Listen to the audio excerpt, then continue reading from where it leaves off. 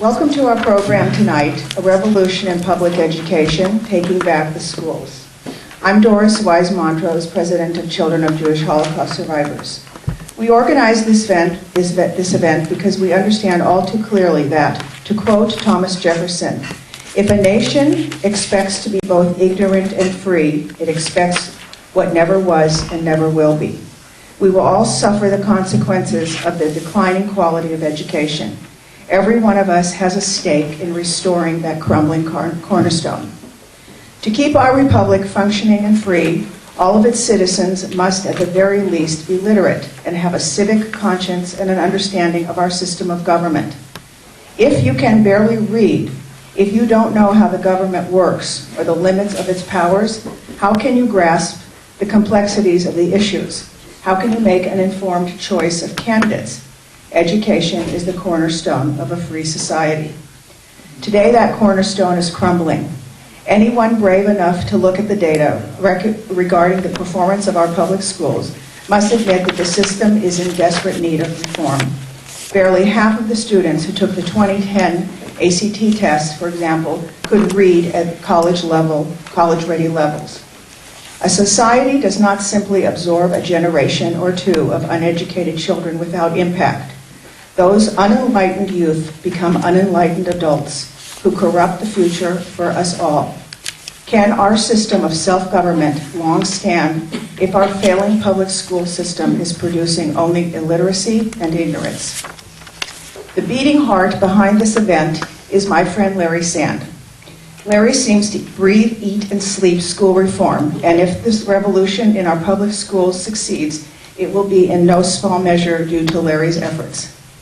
Larry Sand began his teaching career in New York in 1971. Since 1984, he has taught elementary school as well as English, math, history, and ESL in the Los Angeles Unified School District, where he also served as a Title I coordinator. Recently retired, he is the president of the nonprofit California Teachers Empowerment Network, a nonpartisan, non-political group dedicated to providing teachers with reliable and balanced information about professional affiliations and positions on educational issues. Information teachers will often not get from their school districts or unions. Larry's comments and op-eds have appeared in City Journal, Associated Press, Newsweek, Town Hall Magazine, and most major dailies here in California. He also blogs regularly on education and union issues. Larry will introduce the other panelists to us, and now it is with great pleasure that I introduce, that was the drum roll. It was very pleasure that I introduce Larry Sand.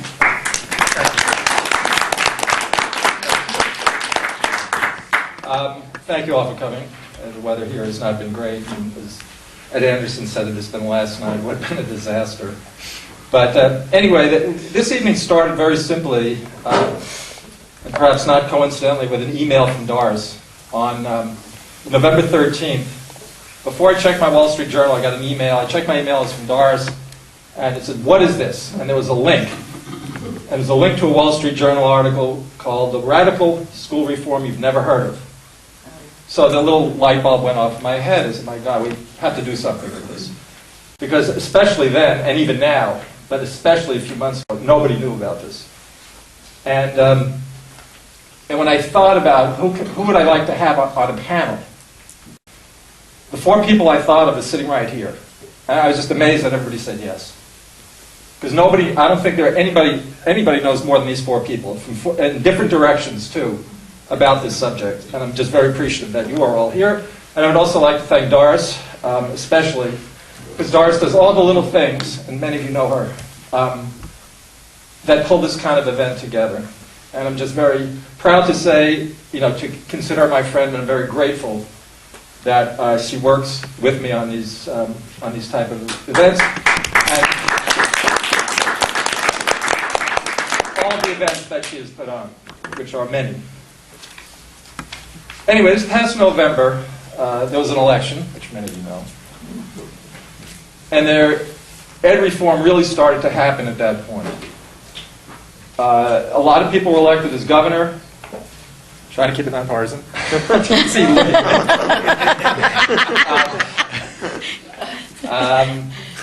and in state houses, and education reform is one of the first things they did. And I just made a list, and not all these are done deals yet. Some of these are done deals, and some of these are in legislation. Idaho, merit pay. Florida, limit on tenure, ending seniority. Nevada, vouchers. Colorado, all of the above. Wisconsin, ending collective bargaining. Ohio, restricting collective bargaining. D.C., about to get their Opportunity Scholarship program back, hopefully. And there's so much more. Notice I didn't say anything about California. The ed reform that we have in California is called the parent trigger. That is it for the time being. And nobody knew when Jerry Brown took over. Well, some people had ideas about what he might do. I think it was his second day in office, he fired the Board of Education, the California Board of Education, including Ben Austin. The very first thing he did. And not only was Ben a reformer, there are other reformers on that board. He got rid of them and he put people in who were not reform-minded at all. And he even put in a lobbyist, a California Teacher Association lobbyist, Patricia Rucker, on the board. And to me, that just spoke volumes about where Jerry Brown was sending education in this state. Anyway, so what became of the parent trigger? These four people are going to go into the depth of what it is, what's good about it, maybe where it needs to be tweaked, the political ramifications of it, what's happening in Compton, etc. So the first speaker I'm going to introduce is Ben Austin, who is the man behind the trigger. And a little bit of his past, he served as executive director of the Parent Revolution since April 2008. Prior to joining Parents Union and launching the Parent Revolution campaign, he directed the successful campaign to transform Locke High School, you know what a disaster that was, from the worst high school in Los Angeles into a college prep model of reform. Ben has also served as deputy mayor under Mayor Richard Reardon. In 2000-2001, he helped craft the mayor's education reform policy, as well as senior advisor to Rob Reiner and First Five California from 2002 through 2006, where he helped create Los Angeles Universal Preschool, a $600 million preschool program rooted in high standards, accountability, and parental choice that serves 10,000 low-income children every year. Ben has also worked on numerous Democratic presidential campaigns, served in the Clinton White House in a variety of roles, and was an early supporter of Barack Obama's presidential campaign. As I mentioned before, he's a former member of the California State Board of Education. He's a native of Venice and a graduate of UC Berkeley and Georgetown Law School. He currently lives in Los Angeles with his wife, Tracy, and their two daughters, Fiona and Eloise. Ben Austin.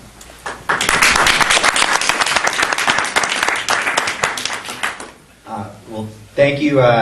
This is the first time I've ever had to move a microphone up. Thank you, Larry, first of all. Larry is a really cool voice in all this because he's a teacher. There's so much kind of friction in all this debate, and so many kind of false spectrums of debate that we're all forced to accept that, of course, parents and teachers must be on the other side, on opposite sides, and it's just not true. I mean, parents and teachers have a whole lot in common because what's good for kids is good for good teachers. And so Larry is a living proof point in that, and a critical voice in this movement. So thank you, Larry, for pulling this all together.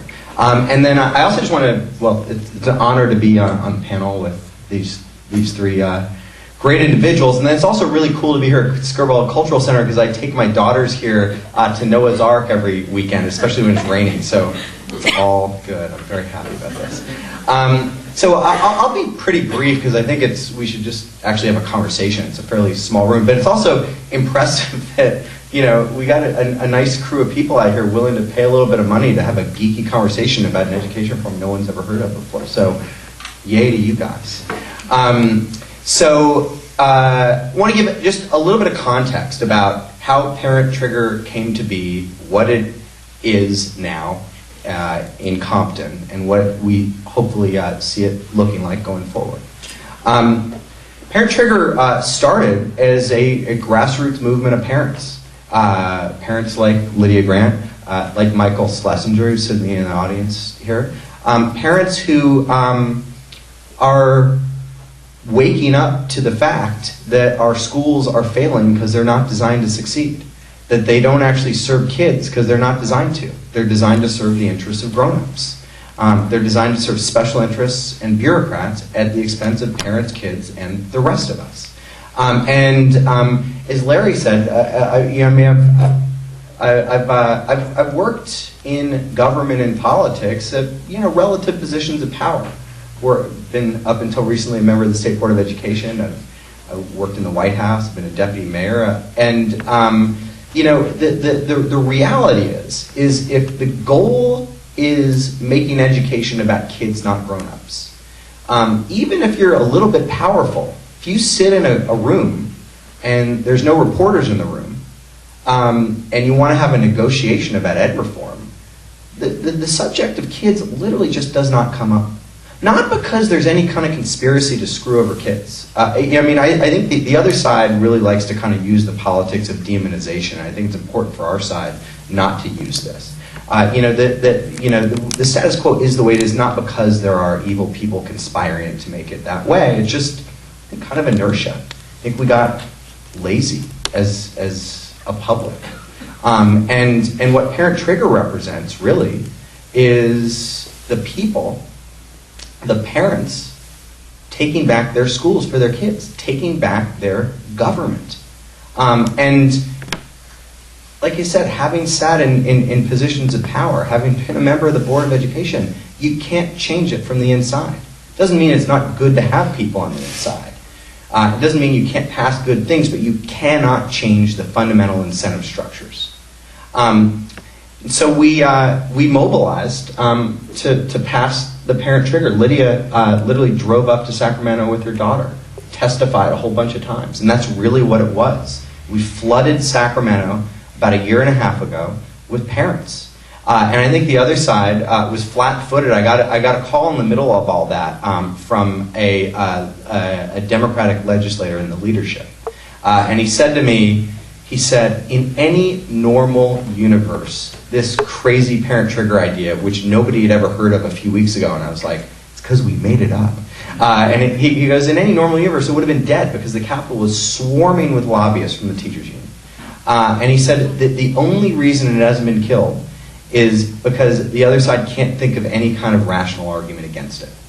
And as we've gone forward and engaged in battles to move this issue, that's really been kind of a rallying cry for us, is don't play on the other side's playing field. Don't sit in closed-door rooms and negotiate. Negotiate in the marketplace of ideas, where they're accountable to back up their ideas not with power but with logic. Negotiate in the community, negotiate in the courts, but don't negotiate on their home turf. Don't hire a lobbyist. And so we passed Parent Trigger, and we began organizing around Parent Trigger. Last summer, Parent Revolution began talking to parents in Compton Unified School District. The reason we went to Compton was last summer they literally did an audit on themselves. And this is one of these things that you never really read about because I think people are just used to places like Compton not doing a very good job educating kids, and so it's sort of like white noise. But they did an audit on themselves, and they amazingly came to the conclusion, in their own words, that the interests of adults trumped the interests of children, that the culture of Compton Unified was too dysfunctional to change, and that when you see the results that you see, that the average child in Compton Unified is 50 times more likely to drop out of school than to go to college, that is not a coincidence. It's the result of a system that is designed to serve grown-ups and not kids, in the words of the system itself. So we went in and started talking to parents. And most of these parents, I would say the majority of the parents that we talked to fell into three categories. They live in a housing project, they live in a trailer, or they live in a home that is being foreclosed on. People in this room, people who live in this neighborhood, and that includes me, simply cannot imagine the level of devastation that families in Compton are dealing with. And so when we told them that there was this crazy law that you've never heard of before, The biggest hurdle we had to get over was they just didn't believe us. And I think it is because nobody had ever come to them and told them that they have power. We began to organize, and we talked to parents, about 3,000 parents at schools all across Compton Unified, and the parents at McKinley Elementary began to represent themselves as the parents who really wanted to do this, who were really energized. And our organizing director, who's an old school community organizer, literally started organizing with Cesar Chavez in the early 70s. Organized with SAIU, was the national field director for Earth Day, was a state director for the Obama campaign. He's an old school community organizer. And we did an organizing campaign that was based on basically the Obama campaign's organizing campaign. We did a house meeting model. We organized in the living rooms of parents. We would have conversations about the status quo, really pretty wonky conversations about what's working, what's not working, what are the systemic changes we need, and how Parent Trigger can assist you in getting there. And over the course of a number of months, we not only got the signatures, but we built, the parents built, a real community. A community that crossed racial and ethnic boundaries in ways that I don't think is a real common occurrence in Compton Unified, where parents really had each other's backs. And on December 7th, 62% of the parents at McKinley Elementary turned in signatures demanding that their school be transformed into a high-performing charter school run by Celerity Education Group. McKinley Elementary, even when ranked against similar schools that serve similar populations, is a 1 out of 10. Celerity, when ranked against similar schools, they run 3 schools. All of their schools serving a similar population to Compton are either 9 out of 10 or 10 out of 10. These parents were demanding excellence. They were basically acting like middle-class parents. And the reaction from Compton Unified was not to embrace this new parent involvement. It was to go after them with everything they've done.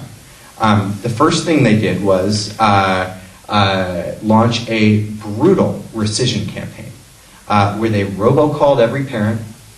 They have access to a list of all the parents. There's still 20% of the parents we haven't been able to find. And so they can talk to 100%, we can talk to 80% of the parents. But they robocalled every parent, called them in, lied to them about a whole bunch of things I can get into later if you want. Just intimidated parents and tried to get them to give back their signatures. Most of the parents refused. When they figured out that didn't work, they created a verification process whereby they they sent a registered letter to every parent. They said that in order for your signature to count, you have to come in to the school at a specified time and place and bring a photo identification, and we will interview you to determine whether or not we believe your reasons for signing this petition are valid. At that point, we have a pro bono law firm, or a law firm that's representing the parents of Compton pro bono, Kirkland and Ellis. And they've truly been a godsend. And so Kirkland and Ellis, on behalf of the parents, sued and won a temporary restraining order against Compton Unified School District for violating the constitutional rights of the parents. Just about 2 hours ago, I just came from court. We just won 2 hours ago a preliminary injunction against the entire school district of Compton Unified for violating the constitutional rights of the parents of McKinley. And what our lawyers basically said...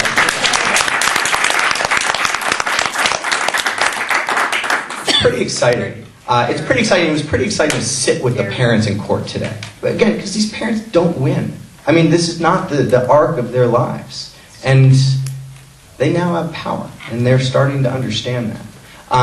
But the lawyers made an incredibly novel argument that I think is going to have implications that are broader than just ruling on parent trigger. I think it will have national implications.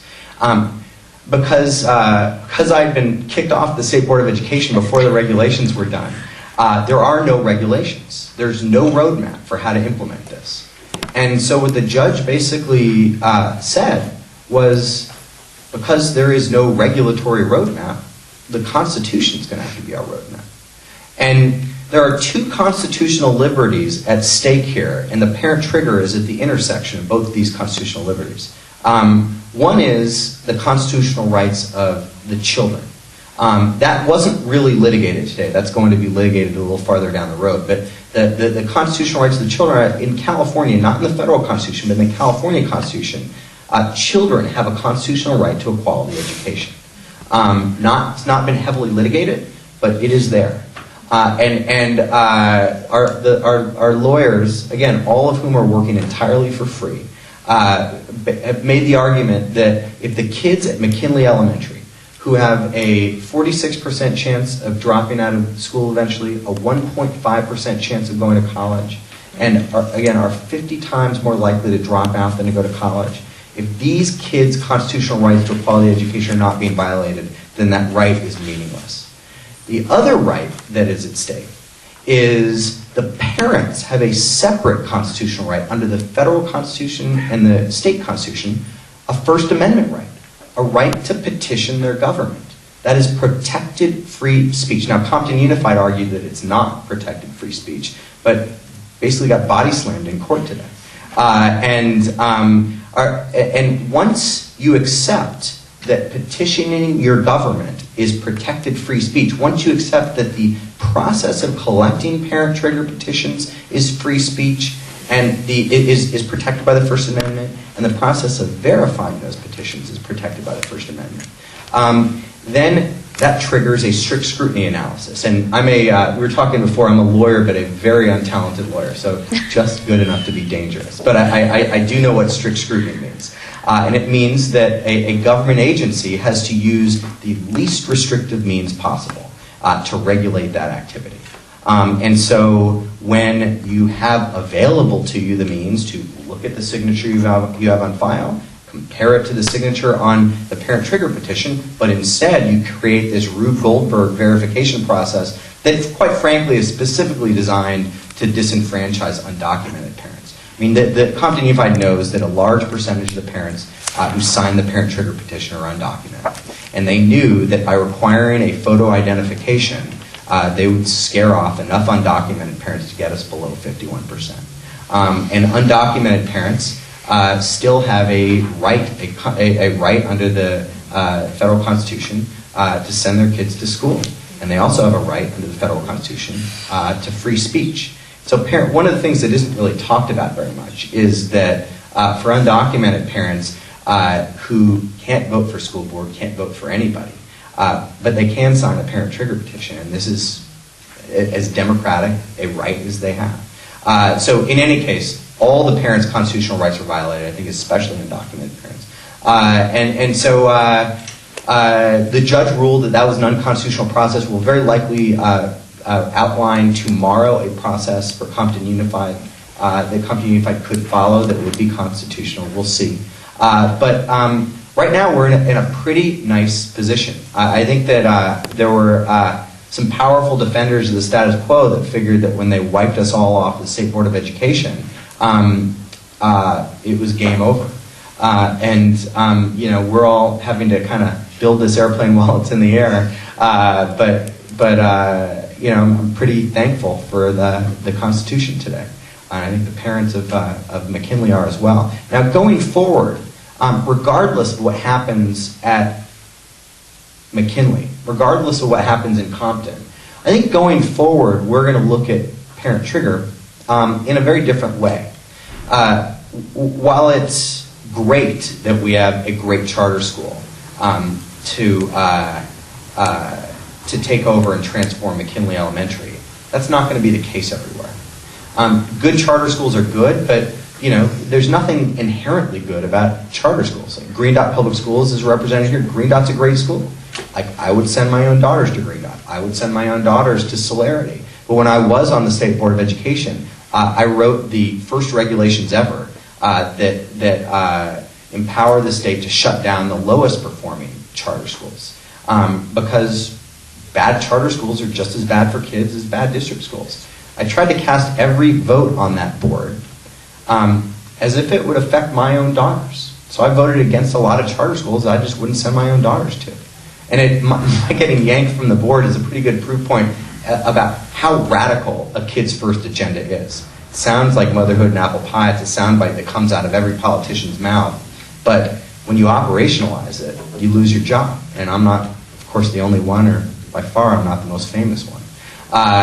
But going forward, because charters are not scalable, the value we see in charters is twofold. First of all, obviously, it's great to have as many good charters as possible serving kids. But if this is really going to become a revolution, if Parent Trigger really is going to become a tool to transfer political power from the defenders of the status quo to parents, because parents are the only ones without a conflict of interest when it comes to kids, the only way we can scale that is if parents can organize, but not initially turn in the petitions. Organize to get to 51%, but organize to bargain. To basically say, look, you know, there's a lot of stuff I've wanted for a long time on behalf of my kids, and you haven't listened to me. Now I've got the power to fire you. So what are you going to do? The only language the other side really communicates in, when you get right down to it, is money and power. You know, that's about it. And so all of a sudden, if we do this right, we act collectively and we act intelligently, Parent Trigger can be a tool to empower parents to sit at a table and be treated like a teacher's union, be treated like somebody with power over the public education system. And that is where I think that that's when I think we're really going to have a revolution. I think it's going to happen pretty quickly. It's going to happen in real time. And so I'll pass this on to other folks who are working both at the grassroots and at the national level. And I think that's what's so cool about this law in this moment, that it's happening at the very most micro of levels with individual parents, a couple hundred parents in Compton. And it's also happening all across the country. And the last thing I would say, and this is for all of you guys, is that having worked in this for some amount of time, not as long as a lot of people, but some amount of time, I'm quite cognizant of how different this moment is from all other moments.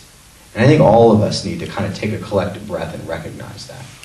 That if you look at the history of social movements, there are these windows, there are these moments when radical change happens, and then the window closes and society kind of digests that change. And the responsibility that all of us have in a moment like this is to get as much kids' first change done as possible, so that when the window closes, the other side can't put the toothpaste back in the tube, that we will have ushered in a new era of education being about kids. Because if we don't, if we let this moment slip through our finger, which is quite possible, then we'll have locked in the status quo for a whole new generation of parents and kids, and we will be waiting a long time for another moment like this to come around. So, anyways, thanks for coming out on a night like this, and it's an honor to be here.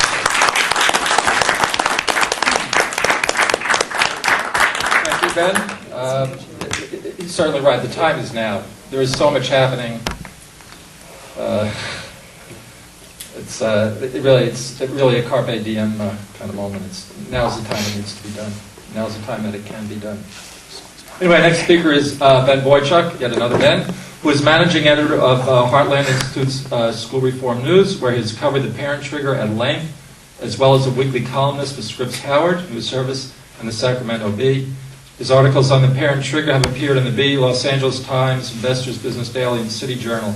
The latter article is available literature for you to take home. And I will just add, it's a fabulous article, and it's a great overview of Parent Trigger. Please, if you take nothing else, please take Ben's article.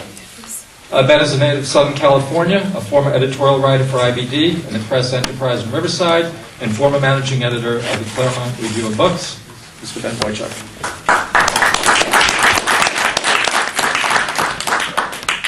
Thanks, Larry. Thanks, everyone, for coming out. About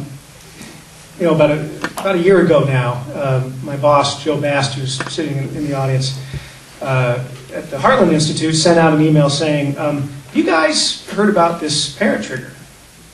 Well, I think I might have heard something about it. Part of the Race to the Top special session. What do you want to know?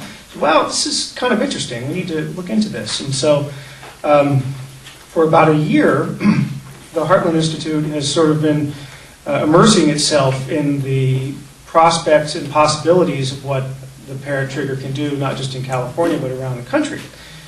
But as immersed as we've been in it, we quickly came to realize, I certainly quickly came to realize that, a lot of people just don't know. And, as recently as January, Lydia and Ben and I were at an event in LA, and Ben was talking about what was going on in Compton, and these are all fairly engaged people like yourselves.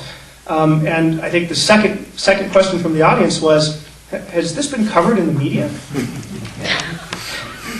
And so, we realized, we've still got a lot of work to do. We really have to get the word out. Ben gave a very good kind of an overview of the virtues of parent empowerment and what's happening in Compton and that fight. And he made a very good positive case, and I don't want to demonize anyone, but my job tonight is to bring up the opposition. I'm not going to make a case against the parent trigger. What I am going to do is describe a little bit of some of the opposition arguments, what were previously sort of crude reactions to the law. A year and a half ago, when the teachers union was saying this is a lynch mob law, well, that backfired on them, and so they've since decided they need to come up with some coherent arguments against the parent trigger, and there are arguments, and we need to acknowledge those arguments, and we need to face them and try to rebut them. And I have a limited amount of time, so this is not an exhaustive survey by any means, but I'm going to try to get a few points out, and then maybe we can discuss more later. Certainly the law is not perfect. No law born of political compromise is. The law is controversial, but the law is controversial because it threatens institutional prerogatives, as Ben has said, and as Lydia and Bruno will highlight later. The law has enemies, including enemies who now profess to be its friends. The teachers union still very much opposes the law. They want to put a lock on the parent trigger. The Association of California School Administrators finds the law vexatious, meddlesome, but they seem to be looking for a way to accommodate themselves to it and perhaps co-opt it. The Venerable Parent-Teacher Association, which is really, I'm sorry to say, sort of the parent auxiliary wing of the CTA, professes to be uncomfortable with the law, but has graciously offered its advice on improving it, and I'll describe that in a moment. There is a crude objection that parents are the problem, not the solution. But with respect to this law, parents who don't care about their children are not likely to care enough to use this law to effect change. So we're not interested in that. And then there's this silly idea that the very name parent trigger is somehow violent or racist or offensive. And that's silly and unserious, and so we will deal with that. So what about the serious objections? Well, let's start with the big one. I think the big one is that the law is unnecessary and unnecessarily harmful. The opponents of the parent trigger say, look, you really don't need this law. Not when you have a PTA, not when you have school site councils, neighborhood advisory groups, and not when you have an elected school board. But the answer to that is, all of those groups and institutions have to balance the interests of parents and children with other interests of other groups, teachers, janitors, bus drivers, bureaucrats. The parent trigger is a check on the education establishment by the special interest that matters most, parents and their kids. Tom Torlakson, who is the current superintendent of public instruction, is on record this month and last month saying parent empowerment is here to stay. Good, great. He sent letters to editors of newspapers up and down the state of California insisting that the parent trigger is in no danger. Great, wonderful. Please bear in mind two facts. Torlakson, when he was a member of the State Assembly in 2010, voted against the parent empowerment law because he said parents should not have so much say over a vital public asset. Ponder that for a moment. Second, newfound supporters of the law, like Torlakson and like Assemblywoman Julia Brownlee, who's chairman of the Assembly Education Committee, she represents Santa Monica just down the road, have their own distinct idea of what parent empowerment should be. Brownlee, last year, offered an alternative version of the parent trigger, which would have given parents who sign a petition, who take the time to organize and gather signatures, would have given them the right to a hearing. And that's it, a hearing. A listening session in which no action would be mandatory and no change is guaranteed, and in fact, any meaningful reform would be practically guaranteed to be ignored.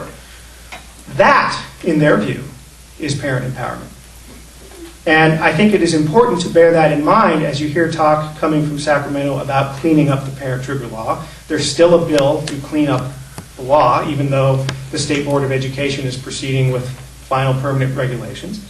When you hear talk like that, take all assurances with a grain of salt and guard your liberties jealously. Another objection is the law is unnecessarily disruptive and divisive. Democracy is disruptive and divisive, but apart from that, and I would note, by the way, with some irony, this objection more often than not has been coming from groups with banners and icons festooning their websites, expressing solidarity with the sorts of folks who have been divisively disrupting the work of government in places like Wisconsin and Ohio and Indiana for the past month. But let's let that pass. A group called Parents Across America last week issued a position paper coming out against the parent trigger. Now, the headline practically writes itself. Parents across America are against the parent trigger. Okay, we can all go home now, I guess. Parents across America, turns out they are parents. There's about 7 of them. They are across America. Many of them happen to have close ties with organized labor, but it's okay. They argue that the parent trigger doesn't promote, this is from their website, the parent trigger doesn't promote sound practices for school improvement. It benefits corporate charter school operators, not kids. Now, a couple points about that, because I think that's important, and I think we're going to hear a lot of that. First, a majority of charters are nonprofits, okay? And opponents of the law seem fixated on charters, and I think Ben made a good point about that. And I would simply add to that, they're fixated on about 688 schools in a state with about 9,000 schools. With a law, this particular law, which is capped at transforming 75 schools. So what they're really worried about is 4% of all K-12 students in the state. Okay, so bear that in mind when you hear the objection to charters. The Parents Across America's mission statement goes on to say that many school districts encourage parent and community involvement in schools. Others do not have effective parent involvement policies, programs, or practices. Sometimes it is up to parents to assert our rights to participate in and be consulted about our children's education. Now, that almost sounds like an endorsement of the parent trigger to me. What better way to assert one's rights than with the backing of a law that says in no uncertain terms that if a majority of qualifying parents sign a petition at a failing school and they put enough names, the district must enact reform. And so I think what we have here are competing understandings of what parent involvement are supposed to be. Parents Across America's idea of parent involvement and Tom Torlakson's idea of parent involvement and so many others' idea of parent involvement is pay your PTA dues and go to the bake sales and have your kids sell the magazine subscriptions and come out when we tell you to come out, and that's fine. But it's not enough. It's not nearly good enough. There's one other thing I want to mention. I'm working on a piece on parents across America, and there's one other thing that I noticed. Some of the most trenchant criticisms of the federal No Child Left Behind Act have come from progressive leftists and libertarians on the right. And basically, the argument against No Child Left Behind is, it's a federal mandate, top-down, one-size-fits-all, requiring teachers to teach to tests, and it comes at the expense of learning and all the rest of it. And there's a lot of merit to that. A lot of merit to that. And so when you delve into Parents Across America's website, and by the way, this is run by people who have denounced No Child Left Behind in the most virulent terms on the Huffington Post and places like that. What you find is that under their vision statement on parents' rights and the value of parent involvement, No Child Left Behind is a remedy. No Child Left Behind guarantees parents' rights, and that we don't really need a parent trigger because we have rights enshrined in No Child Left Behind. So it seems as if it is a convenient and rather cynical embrace of No Child Left Behind, depending on whose ox is being gored. Another objection to the law is that it is not transparent enough, and this is an objection that Parents Across America raises. It's also an argument that was made rather forcefully by Joe Loss, who is president of the California PTA. This was in the pages of the Sacramento Bee on February 9th. President Loss wrote, "The process of selecting and implementing a school turnaround strategy should be thoughtful, obviously, transparent, inclusive of all parents, and ensure accountability to the community. The law as currently written does not meet those criteria." Now, Ben, how do you get 62% of parents at a school to sign a petition if there's not a certain degree of thoughtfulness, transparency, and inclusiveness of parents or community involvement? I mean, clearly, they're talking about a different idea of community involvement. They're talking about public meetings where the school board sets the agenda, and you get to have your 2 minutes, and maybe they'll take what you have to say under advisement, and maybe they won't. But given the advantages that school districts already hold over parents, it's really hard to see why parent groups should be forced to be more transparent than school district employees. As Ben pointed out, they have the list. If you want to organize a parent trigger petition, you don't get the list. You don't get to go down to the central office and say, "I'm putting together a petition. I'd like to know where the parents are so I can go and see if they want to sign a petition. Can you help me out?" You don't get the list. That's a problem with this law. And that's a problem with organization. It's the reason why you need to have professional organizers. It's very difficult to mount a real grassroots effort like this because the odds are against you. If parents must file notice, and this is one of the ideas, well, you got to file notice to have a petition. Okay? If you're to file notice that they're engaged in a petition drive to convert or reform or close a school, then they should have the list. They should have the data.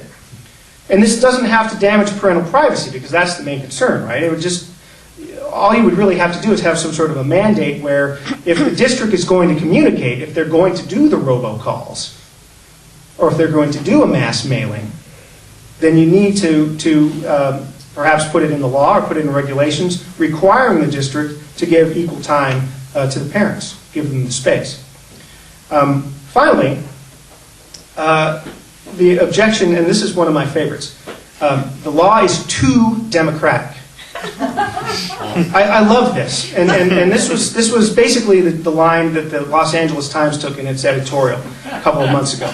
The LA Times has really been the only editorial board in the state that has come out against the trigger in a serious way. Although we kind of flipped them in their last one. Yeah, kind of, but I think Compton is like the best. You couldn't script a better Darth Vader, and it's even moved the LA Times. But see, they still want changes in the law, and one of the points that they made, which I thought was very funny, I do this stuff for a living. I used to write editorials for Riverside Press Enterprise, and one of the things about working there was we paid particular attention to the editorial stances we had taken before, and we tried to be consistent. The Times in January said, we got to change this law, but we need to make sure we don't have any burdensome obstacles to parents. But it would serve the public interest, the editor said, to have a supermajority of parents sign a petition to transform a failing public school. Now, this was great because just a few months earlier, the Times, in all of its piety, put out an endorsement of Proposition 25. This was the ballot initiative that said, we have got to change the Constitution of the state of California to get rid of this crazy 2/3 requirement to pass a budget. This is nuts. In addition, they might have mentioned, and this is a little bit more wonky, that California's 1992 charter school allows 50% of unionized teachers at a school to petition their district to start an independent charter. So, to sum up what the Times was saying, a simple majority is good enough to pass a multi-billion-dollar budget, and it's good enough for teachers to start their own charter school. But it is much too risky, much too risky to leave to parents. This is very strange. Awesome. Well played. Bruno and I came up with a compromise that might require some kind of a district-wide vote on whether to convert a school to a charter. You could do something like that. You could set a standard for signatures and compelling the local board to place a referendum on the ballot, and once that standard is met, the entire community becomes involved in the process of converting district infrastructure into a true neighborhood school. And that may have potential. A referendum would have at least two advantages. The first, the secret ballot would guard against the social coercion, the kind of thing that we've heard about already, that could take place in a petition drive. And second, districts would be unable to override parents' or citizens' votes unless they sue. I mean, but everybody sues. But if I may just sum up quickly, there's plenty of more arguments against it. I mean, and by the way, on that table over there, there's so much literature. There's school reform news, there's the policy paper that Heartland put out last summer, and then there's the article that I did for City Journal. There's more information on the parent trigger than you'll ever possibly want to have. And I encourage you to absorb it all, because it's very important. So if I just may sum up quickly, quoting the mid-20th century actor, poet, and political philosopher Dean Martin, the odds are always with the house. With the house. And what was true in Las Vegas is also true of the education establishment. The odds favor permanent bureaucracies with Byzantine rules and career employees over parents with jobs and lives whose kids will spend at most 12 or 13 years in a public school. Okay? The parent trigger by no means reverses those odds, but it helps even them up a bit. That's it. Thanks.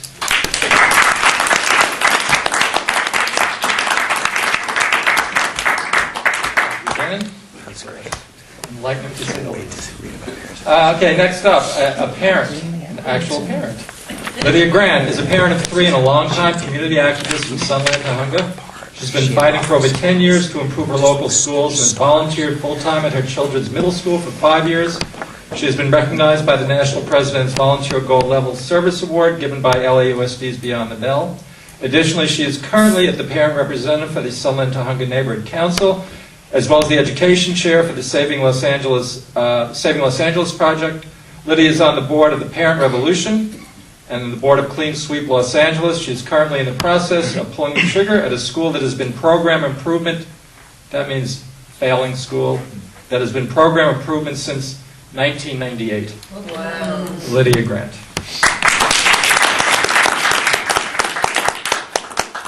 Okay, I'm doing this off the cuff. I did not write a speech because I couldn't figure out what I wanted to say, so I'm just going to wing it. I am a parent fighter. I consider myself a parent fighter. And I don't just fight for my own children. I fight for everybody's children. Well over 10 years ago, when my kids were having in trouble, I'm an LAUSD parent, LAUSD school. I tried to get help for my kids, different issues. Other parents were having the same types of problems. They'd have a problem, And LAUSD has this like block wall. And you can beat your head against that block wall to try to get problems fixed and solved, and it never happens. It's like I refer to parents and dealing with issues with LAUSD like the playground. We have a playground. They have a playground. We're going to build our own playground. Their playground consists of the ladder, where the parents climb up each step of the ladder trying to get to the top level to get their issues addressed. And all we do is get to the very top level and slide right back down to the bottom, and you've gotten nowhere. And then you get on the merry-go-round, and you spin around and around and around, but you don't go anywhere, and you never get your problem solved. And then every time you really get fighting, where you go to the superintendent, you go to your school board members, and you get other parents together, and you go and fight, you get to stand outside and look at the sandbox where everything's buried, including your problems, because you don't get to go anywhere from there. And so it's time for us to build our own playground and let the bullies play by our rules, because we're done. I started fighting to help parents of other children in my community about 10 years ago. At that time, I happened to be off work. I was a nurse before that. And I just couldn't get things accomplished. I mean, we would have it was like a giant war, and we'd win this battle or we'd get a little bit further this way, but we just could not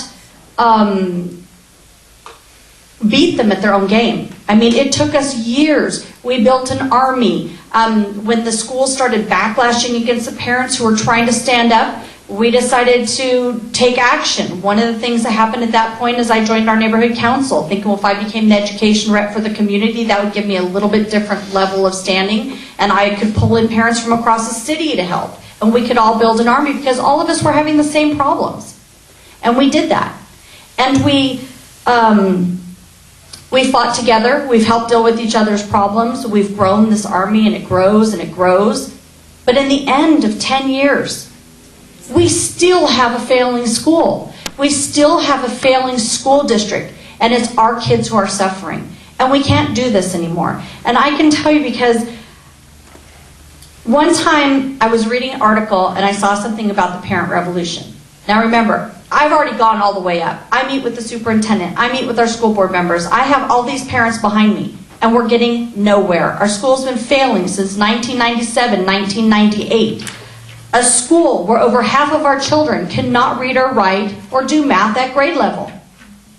I don't live in Compton. I live in the Northeast San Fernando Valley. Our staff has had such a beatdown, is what we call it in our community, by the administration and the district, that right now our staff attendance rate, I brought the school report card, so any of you can see it afterwards if you'd like to.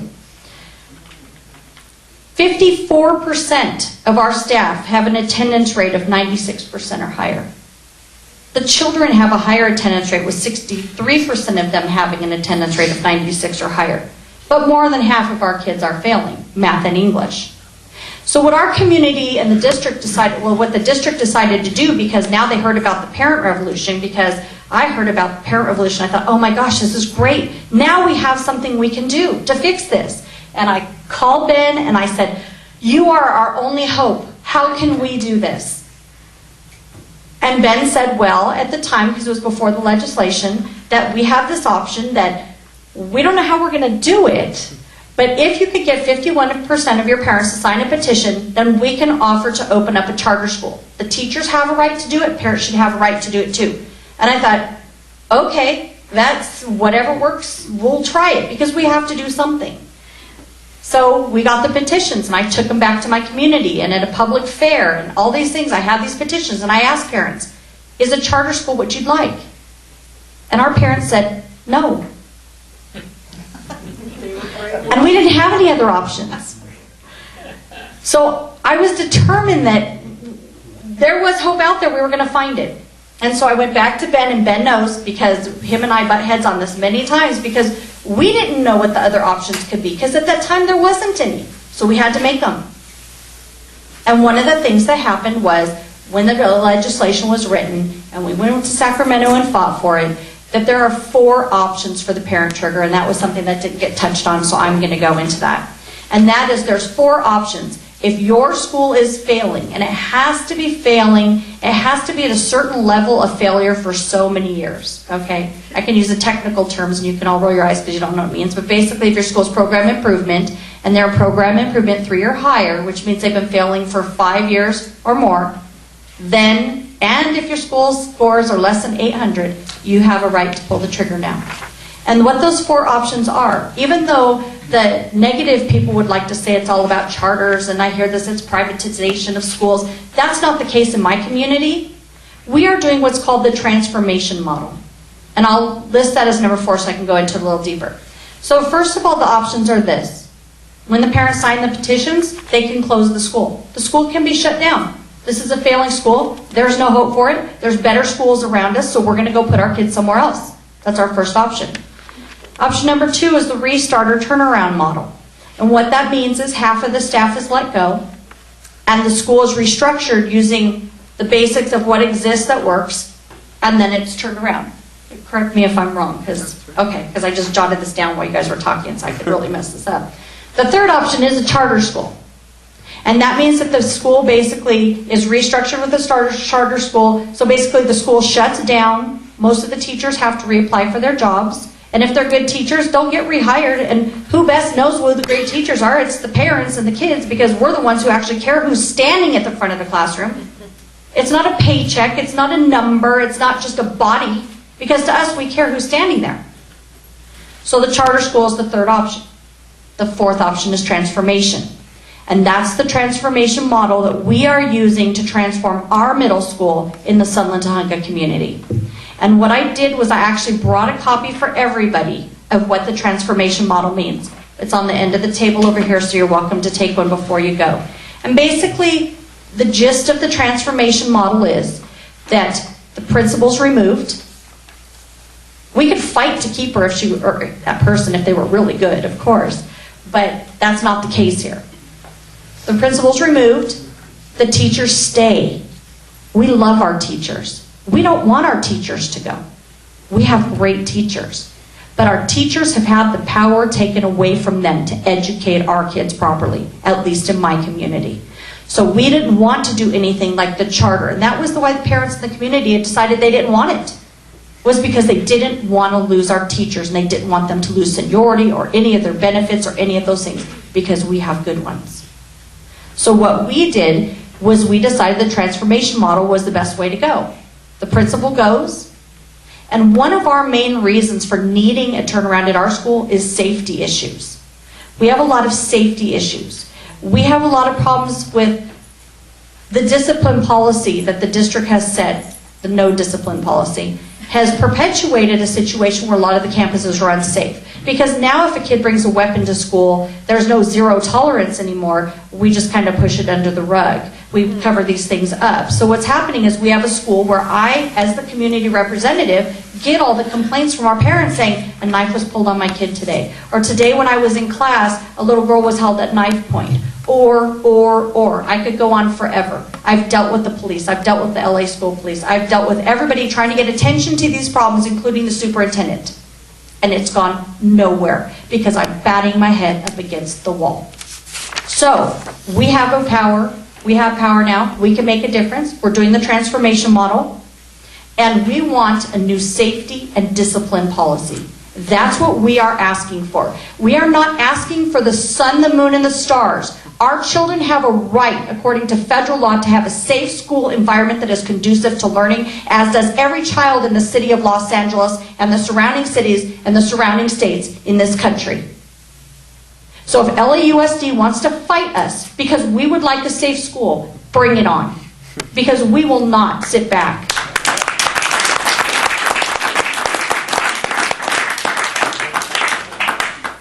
Okay, let me see what I forgot. Basically, I mean, okay, I got off my roll now.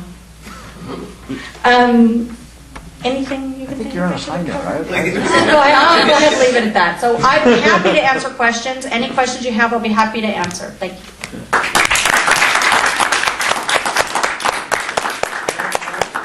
No offense, guys, but if I'm going to war with anybody on this panel, it's her. It's Lydia. Our last speaker, batting cleanup, will be Mr. Bruno Behrens. He is the director of the Center for Education Reform at the Heartland Institute. His current focus is on promoting the transformation of America's education system. Mr. Behrens has a background in public policy research, database consulting, and corporate seminar and training development. From 2006 through 2008, Behrens hosted a radio show in the Chicago area that showcased authors and policy specialists, including publisher Steve Forbes, Phoenix University funder John Sperling, columnist Mark Stein, author Shelby Steele, and many others. In 2008, Behrens co-authored Illinois Deserves Better, the ironclad case for an Illinois Constitutional Convention, the release of which coincided with his campaign to pass a referendum calling for a constitutional convention in Los Angeles, in Illinois. Mr. Behrens has also served as an advisor to groups seeking to rewrite the legislative article of the Illinois Constitution, as field director for FreedomWorks. In Illinois in 2009, he was policy director for gubernatorial candidate, I knew this was going to be a mother, Adam Andrzejewski.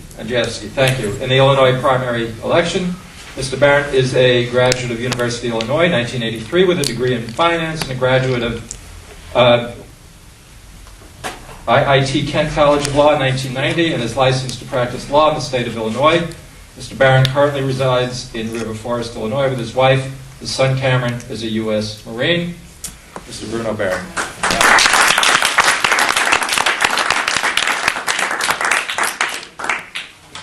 Thank you. It's always a pleasure to come to California. I love it here. It's my adopted second favorite state. Unfortunately, I had to fly in during the middle of yesterday's fundraiser, where we spent about 20 minutes doing figure eights 5,000 feet over a very rough ocean. It's a little bit scary, but You expected sunshine, right? well, we got some of that today, so I was very happy about that. First, let me really quickly tell you a little bit about the Heartland Institute. The Heartland Institute, for those of you who may or may not be familiar, we are a free market think tank out of Chicago. Our mission is to discover, develop, and promote free market solutions to America's social and economic problems. For most of the people in this room, I guess, one of America's biggest social and economic problems is our education system. So we figure this is a perfect opportunity to talk about this. And as Ben, my colleague, when I say Ben, I have to go Ben B or Ben A. So I'll just say A or B here. But so when Ben described how we came about finding this, it was actually quite exciting because this was a perfect opportunity and an example of Heartland discovering something that it had not necessarily come up with by itself. We've been working on education reform for decades, pretty much from the very first day we started. But we found this idea, we developed it, we promoted, we went through the brief, came through with some ideas on the application of the parent trigger to other states, and then we produced that, and now we're actually promoting that across the country, because we are not an Illinois-based think tank, we're a national think tank that basically, depending on the issue, focuses on state and local issues and goes directly to state legislators. The fact that so much excellent work had been done here in California is another example of California being a trendsetter. And for all of you who might be looking at California's fiscal situation right now and being worried about it, the very least we can tell you is that we're in worse shape in Illinois on a per capita basis, and we don't have the weather. And with the exception of a few people I can think of, we don't have a Ben Austin or a parent revolution. But let me really quickly give you some background and a little bit of context about where I come from and where I think we should be coming from on education reform. My title is a director for Center for School Reform or Education Reform. And I'm trying to get away from using the word reform for a real simple reason. We've been reforming schools for 50, 60 years now. And we're dumping more and more money into the same system to reform things, and we'll do a little bit here. And if you notice, the system always absorbs and eats and kills the reform. So what we need to do is we need to transform schools, and we need to transform education in America. And I think the parent trigger offers probably one of the best opportunities in a generation to do that. And to explain, let me start off by giving you my description of the existing system. There's a friend of mine who made a movie called The Cartel. Has anybody in the audience seen The Cartel? Yes. Few of you have. We are working up against a cartel. Now, it might sound like a negative word, and maybe it's very pejorative, but maybe it shouldn't be considered only pejorative. But if you look at the way it works that way. I came up with a slightly longer version, being a long-winded former radio host, and I call it a government education complex. And it's not just the teachers' unions. And quite frankly, the teachers are the ones that are in the classrooms who, better or for worse, are actually accomplishing things or trying to accomplish things. But the system is much bigger than just the teachers' unions. You have an army of administrators. You have bond dealers who love to churn bonds on buildings that might or might not be necessary. Given the opportunity to tear down a perfectly good building to build a very expensive new one, they'll do it every time. They make a lot of money off of this system. You've got textbook companies. You've got law firms. You have entire industries, transportation, busing companies. We have to get the kids to school somehow. Textbook production. We have an entire wing of higher education to educate and certify teachers. And these are all part of this industry. And it hasn't been working. They're very, very good at soaking up more money, and they're very, very good at pretending that they're doing something, having a lot of activity. And if you think about the simplicity and elegance of the parent trigger, you start seeing the actual complete reverse juxtaposition. Oh, you don't understand how complex the system is. Yeah. We have to worry about these children, and we have to do this, and we have to come up with all these, and you just don't understand. So this is why we have to raise your taxes. It's why we have to spend a lot more money. It's why you can show up to meetings, but you can only speak for 2 minutes, and after that you have to shut up. And it's why we go into closed session to sit around and talk about all of the important things that you, mere mortals and parents, couldn't possibly understand. So leave us alone. So the goal, and this is the way I like to frame things, and this is the way I like to put it. We want to convert or transform this government education complex to something that works for the citizens that are paying for it and the children that are in it and the parents of those children. And quite frankly, much broader for our society. And I don't know how you would define it. I like to define it something similar to what I would call an open source learning network, where you have a wider range of education options, not just the brick and mortar school down the street, but maybe a couple of brick and mortar schools down the street that are doing things a little bit differently. So you have different options because we live in a new day and age where you literally can customize education and improve education for a wide range of children from a wide range of backgrounds. Now that's not easy to get that transformation, but what's so beautiful about the parent trigger is it begins that process in a very, very simple and elegant way. Now, for those of us on the what you might call the free market side of the reform movement, I mean, we've been talking about some really, really great ideas for a long time. And some people might call these ideas silver bullets. And for lack of a better term, let's just keep that term. But maybe as Ben pointed out, this might be politically incorrect. But we'll just name some of these. I mean, we have tuition tax credits or tuition tax credit scholarships, where people can give a lot of money to a scholarship organization and they can take disadvantaged children and get them into private schools. We also have things that have been available in Ms. Milton Friedman's first idea, he called it vouchers, but you also have a situation where you can have the money follow the child to a different school if they have capacity for those schools. It's happening in Milwaukee and Ohio.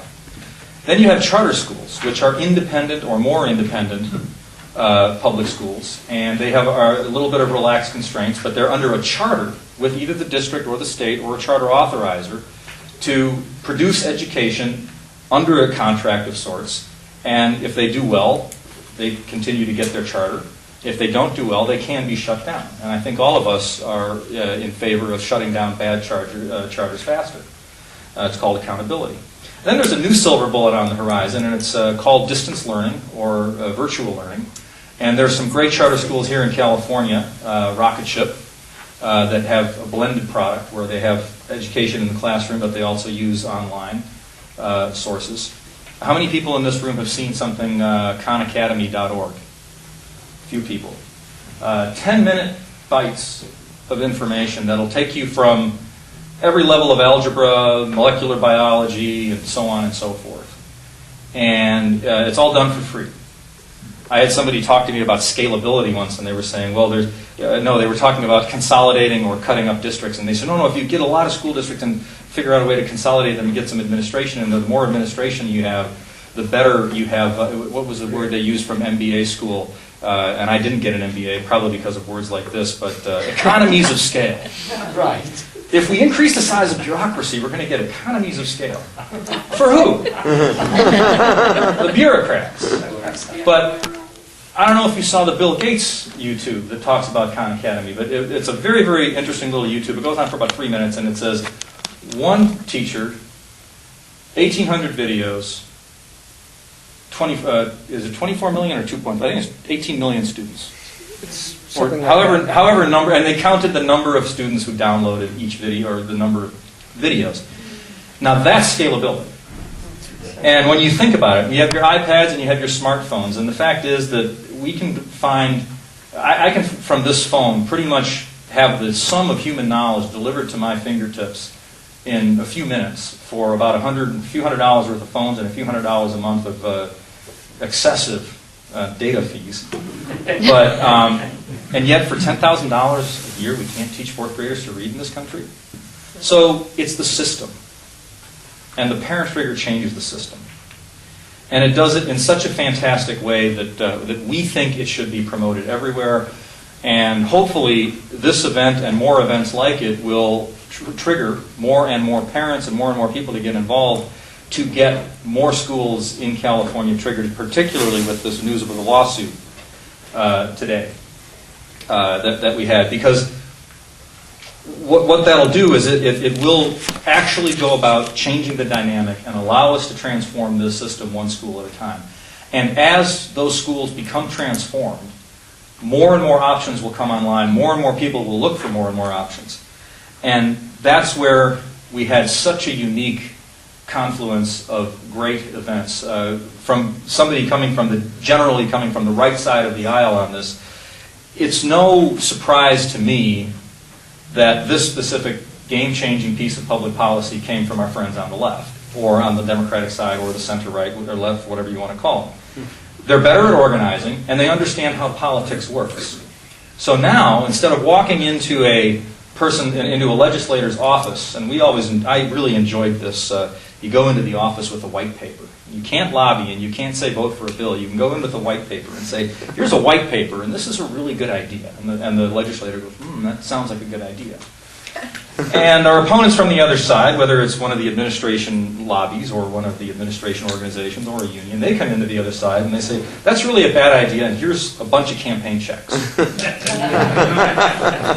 Who do you think wins that argument? Now you walk in and say, I got a group of really dedicated parents who are, and this is the key, exercising real empowerment, not a worthless vote for 1/7 of a school board that they have no say over anyway. School board elections take place on off November elections. Maybe 7 to 10% of the people show up to vote. Those are the 7 to 10% people who have the most to gain from the existing system.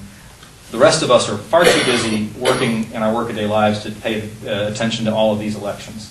So the entire process belongs to them.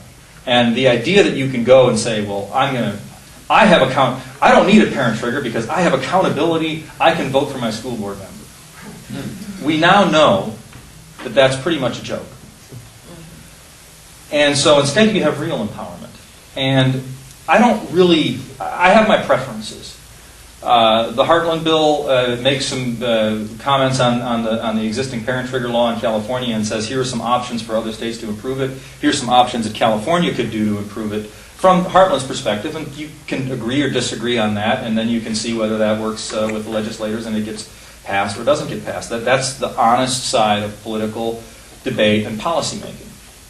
But on a more ecumenical note, I don't really mind what the empowerment is, because as Ben Austin pointed out, you get a little bit of empowerment. And then all of a sudden, you feel like you won something. And all of a sudden, it's not, there ain't no justice, I can't win anymore, and you don't have that never-ending social entropy cycle of powerlessness that you're beating your head against a wall and nothing changes. All of a sudden, my favorite line from those who remember the movie School of Rock. I see it's not everybody's a big fan, but it was a funny movie nonetheless. But you get to stick it to the man. And the man here is the school district and the district system and the government education complex. And you get to take a school that's been failing for decades, and instead of having to listen to, oh, give it another 5 years, and oh, shut up and just give us some more money, you get to say, no, we're impacting this school with a real transformational change. And as that power is exercised, more of it is demanded. And that's where you're going to start getting the real parental involvement and the real parental empowerment. And we're starting to see just how that model works around the globe right now, as people take the information they have and the new power that they have, and they start demanding change. And choices then expand, and they don't contract. So just really quickly in closing, what I think is a couple of takeaways from this is that the existing system that we have, I would argue, it can't be reformed in its present context. And when I was doing a presentation, I used those words, and someone said to me, "What do you mean can't be informed in its present context?" And I said, "Well, first of all, it'll make you sound really smart, and no one will want to argue with you. But if they do ask you what it means, then you can say it means that no amount of reform, of a little bit of extra money here, or a little bit of rearranging some seats here, is going to fix this system. What's going to fix this system is a real reform."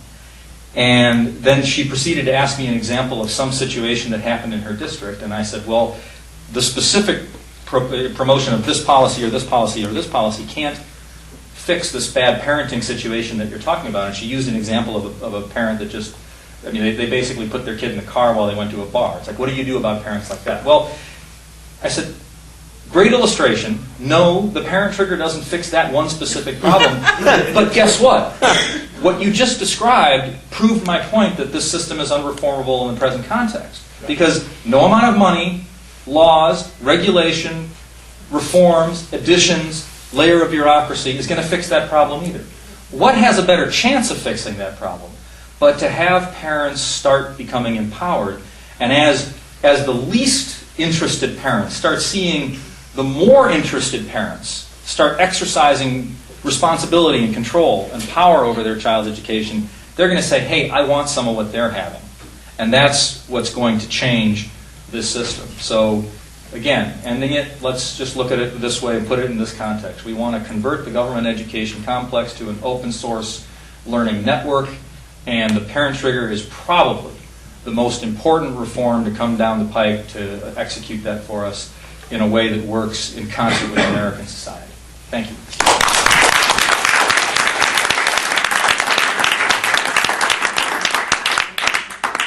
At the risk of telling you the obvious, as you can see, this is we have a wide political spectrum represented here, and that's the beauty of this law. It's gathering people from both sides of the aisle, which is rare, but in this case, wonderful. Anyway, we'll do the Q&A. Doris and I decided, because it's a small group, we don't have to use the cards, but I would please do not make speeches. Please just ask a question. If you need a sentence to get your question, fine, but you get this. Okay, lady right here in front. I taught in 2 Chicago high schools. Just to let you know, and I grew up in Highland Park, Illinois, which has a wonderful school system. So, question, getting rid of the government Department of Education would help. Mm-hmm. Breaking up LA Unified would definitely help. I think it's too up there, as you were talking about. It's up there, and it's like banging your head against a wall. And if you saw Waiting for Superman, wonderful movie, I think it's important that we do something about the teachers' unions so poor teachers can be fired and good teachers can get merit pay. Okay, lady right over here. I have a question. My name is Terry Levy. I'm a co-founder of Educate Our State. My question to the panel is, how do you apply the trigger to schools that have become public-private schools that are performing but are subject to the failing system? Is it applicable to those schools? What do you mean by So schools throughout California have become private public schools where parents have supplemented through fundraising efforts to bring their schools up to a higher standard. How do you apply the trigger bill to schools like that? So if I think it's a great question, and I can answer that question from some personal experience. Yeah, I mean, Michael Schlesinger is still here. We've got some Warner parents here. I live in the attendance boundary of Warner Elementary. My daughters are 4 and 1, and so I'm not quite there yet. But we'll be there soon. And Warner is a great school. Like, Warner is a public-private school to a certain extent, but it is a great school nonetheless. And I'm really excited to send my daughters there, and there's no need for a parent trigger. But this neighborhood is served by a middle school that is systemically failing. And, you know, I mean, I think it's apt that the parent trigger movement started it in Compton because, I mean, it needed to start in the place where the status quo was utterly indefensible. But I think one of the cool things about this moment is that, you know, I mean, I talked to parents in this neighborhood, and we have really interesting conversations about the fact that parents who look like us have a whole lot more in common with parents in Compton than we may think, and vice versa. And I think part of the power of this movement is that parents across racial, ethnic, socioeconomic, geographic boundaries are really recognizing that elemental fact, and that is, I think, what is quite frightening to the defenders of the status quo. I think it's also interesting that like we've talked about, the ideological breadth of this panel in this room. Now, but, you know, I mean, all communities aren't the same, all schools aren't the same, and I think that is where, what we talked about earlier, you know, I mean, parent trigger, if there is I think a legitimate critique, especially as it applies to middle and upper middle class neighborhoods, it's a blunt instrument. You're basically hitting the reset button. That's where organizing to bargain may make a whole lot of sense. I mean, we really are, I mean, part of the thing that's exciting and frightening, but exciting is about this moment is that none of us have any experience doing this. All of us are experts because we're all making this up as we go along. And so we are talking to parents in communities on the west side, communities in the West Valley, like communities middle, upper middle class neighborhood, and I think that you know, there is a deep-seated frustration that they've not been listened to. There's a deep-seated frustration that they are paying a lot of money for a public school, but there's also a recognition that there's a lot in their school that they like, understandably, for sending their kid there, and so. So the idea of organizing to bargain, the idea of using the parent trigger law as almost as a way for parents to unionize, a way for parents to be taken seriously as real political players and say, look, we've been trying to change things for a long time. You haven't listened to us. Now you have to listen to us because we have the ability to fire you. We want X, Y, and Z changes, and we want maybe A, B, and C things to stay the same. It allows you to use the parent trigger where it's not as much of a blunt instrument and to negotiate nuanced reforms. Now, Lydia has spoken about the transformation option. That's an option where you can switch out the principal. There's the reconstitution option where you can bring in half new staff, new principal. But I mean, organizing a bargain, especially at schools that are really kind of teetering. You know, I mean, you want changes, but you may not want systemic change. That may make a lot of sense. One other thing I would say about schools in neighborhoods like Michael's and mine is that one of the things that hasn't been talked about is that parent trigger allows parents at feeder schools to trigger school transformations. So what that means is that if you are at What it means is you don't have to send your kid to a failing school in order to transform it. That if you're in a feeder school pattern, if you're at, say, an elementary school that you like, but your school feeds into a middle school that you don't like, you can organize the feeder pattern and get 51% of the entire feeder pattern, including the existing school, and trigger a transformation that way. And the idea behind that is, A, that you shouldn't have to send your kid to a failing school in order to transform it, but also, we now have some experience seeing the lengths to which the other side will go to defend the status quo. There truly seems to be no moral boundary they will not cross. And it's a lot harder for them to play those games at feeder schools because the employees of those feeder schools, their jobs are not threatened.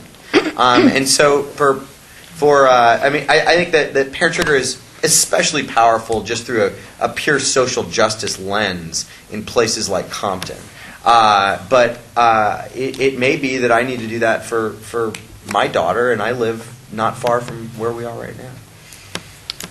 I want to actually add piggyback on that. I'd like to say the fact that you guys already are giving money to the school, you guys, the parents already donate I money? don't anymore. Okay, but My kids go to... But that's the way it's set up. Is Right. You already have the advantage of having the input from the parents and the parents already being involved. So you guys are already one whole step ahead of trying to pull together the people who really don't know what's going on at the school. So you basically already have your foundation to do that. And also, it did get brought up to me, not from somebody that I can say who within LAUSD, but they did come to me and say, well, if we just removed your principal, would this stop your parent trigger? And the answer Bribery. was absolutely not. That's one of the exact words I used, but you get the point. But it's the power. It's the fact that you can make the change, and you already And it is that. powerful, but don't you feel that there needs to be systemic change in order for the system to benefit all children? Yes. Yeah, but that will grow as it snowballs. But when I say organized to bargain, I think you can get. I hope that you can effectuate systemic change, and I agree we shouldn't be talking about reform, we should be talking about transformation. I think you can get systemic change for two reasons. One is, when we're talking about transformation rather than reform, in my mind what that means is we're not just talking about a new policy, we're talking about new people being in charge with different incentive structures. And so if parents organize to bargain or organize to trigger one of the in-district transformations that are less radical than a charter conversion, parents are sending a signal to the administration that you better pay attention to us. Now, the second issue is that just because it's not a charter school conversion doesn't mean you can't negotiate transformative change. You can negotiate a reform union contract with the leverage of a charter school conversion, which basically invalidates the contract. So you can negotiate a reform union contract that you would negotiate for your own negotiate for your own children, and that's not a theoretical construct. There are good union contracts in school districts throughout America. You can negotiate freedom from the district bureaucracy or principal. It's funny. It's like your normal instinct when you have a problem is go to the principal. But in the LAUSD, principal can't hire their own employees, can't fire their own employees, can't manage their own employees, can't manage their budget, can't manage their curricula. If you want to paint a wall, you maybe could paint a wall up to a certain level, but after you get higher, you have to get sign off from the district bureaucracy, quite literally. So, a principal has no authority, so you can negotiate freedom from the district bureaucracy so that principal has authority to run the school, and the principal can be held accountable. Now, we're in uncharted territory. There's a lot of ed code issues we've got to deal with, et cetera, et cetera. But I'm not talking about minor changes. I'm talking about fundamental systemic changes that you'd want for your own kid. Ben? To answer your question in a slightly different way but more directly, if the school does not meet a legal definition of failure, you're out of luck. So that's a flaw in the law. That's a flaw in the law. And the example I was going to give is parents down in Point Loma, which is near San Diego, were looking at the possibility of, they've got real problems with San Diego Unified down there, and they're looking at the possibility of, well, maybe we could do a petition, maybe we could do a trigger petition here, or maybe we could secede from the district, right? Which is a different thing. But they were looking at the prospect of doing a parent trigger petition under this law and they couldn't meet the legal threshold. They're not so bad, Right. but the parents aren't happy. But so for them, they need to find another remedy. So in this respect, the law as it is now, I think that's a flaw in the law as it is. I mean, there have been other very fine ideas. I mean, I personally thought there was a great idea out of Georgia to have a taxpayer trigger. Taxpayers pay for the schools, and not all taxpayers are parents. Maybe taxpayers should have a say. That's a possibility. God, that would open all kinds of wonderful possibilities for mischief and mayhem. But certainly, it's appealing to my sensibilities. But I mean, as far as California's law goes, that's what you got. I don't really think that you're going to get ahead until you get rid of LAUSD and get all the parents together. You've got to get in the batters. So tell me what you can do about getting rid of LAUSD, and the union has to go too. Really quickly, none of this stuff can happen overnight. So there's, particularly if you try to go, with the system and say, oh, let's find some good board candidates. Good luck trying to get them elected. So the best thing you can do, and again, I don't know where people ought to focus their efforts. Everybody has their own idea about how to do education reform. But right now, I would say if there was the biggest bang for the buck in education reform in America, it would be to get the money into LAUSD to trigger as many schools as possible. And what that's going to do is look what one school in Compton forced the system to do as the Empire Striking Back. And as you see more and more schools get triggered, you're going to see the Empire strike back. And what is this going to do? It's going to expose them and the nature, that's going to expose their nature to everybody. And more people will start paying attention. And I'm not trying to sound Pollyannish. This is one of these processes that could, as Ben Austin said, go much faster than we think once it starts, but not until more and more of these things start. But you cannot give them any more money because Absolutely. they're funneling the money into their own pockets. At least. Okay, this gentleman and then this lady. I teach chemistry, I teach biology at Panorama High School, Panorama City. Majority of my kids can't read at second grade level. Currently, I've got about a 90% failure rate. I'm changing my teaching method. I'm not a friend of LAUSD. I see a lot of what you're talking about here. But I don't think you've thought out your plan because you want to get charter school. Oh, by the way, I just got a kid in today who came from a charter school. I said, why are you out of the school? He said, they kicked me out because I wasn't doing my homework. Okay? So the charter schools are going to keep the kids that are going to keep them looking good. Either they are run by a company, or maybe some of them are going to be involved and paid by the public dollars. The problem that you haven't looked at still comes back to the kids themselves. You talk about parent participation. You talk to your Compton parents, and you ask them, okay, now that you're a charter, what's your participation level going to be? They're going to say something along the lines of, well, you're the expert, you take care of it. That's what it is. Now, over here, you've got a flyer that I put out, and I'm working on it. Statewide, we're blowing off $1 billion a year on kids that fail classes and have to repeat. I want to charge the cost to reteach these classes. Right now for LAUSD, it's like $536 a class. My goal is not to penalize parents, but to have them ask their kids every day, what did you learn in school? And if they can't answer it, the kid didn't learn anything, and they have to sit them down and push them to learn. Now, I'm not taking anything away from charters. I'm probably going to be teaching one myself. Not taking it away from it. Good question. No, it's all right, Larry. Not taking anything away from it. But I want to know, what are you going to do, number one, to help me push this? There's flyers over here, folks. But number two, what's the rest of the plan? You can't just say, okay, we got a charter. Then what? What are you going to do with the kids? What are you going to do with the ones that can't make it? And furthermore, where's all the money going to come from? I'd like to answer that first. Let me answer that. So, sorry. Go. Okay, no, I get to answer it first because ours was not a charter. And I can tell you, just with the empowerment in our community by our parents banding together and being at meetings together, and I can tell you because we've gone to Sacramento together, the parents have made friends with each other, and they are guiding each other with, I can't get my kid to go to school, what do you do to get your kid to go to school?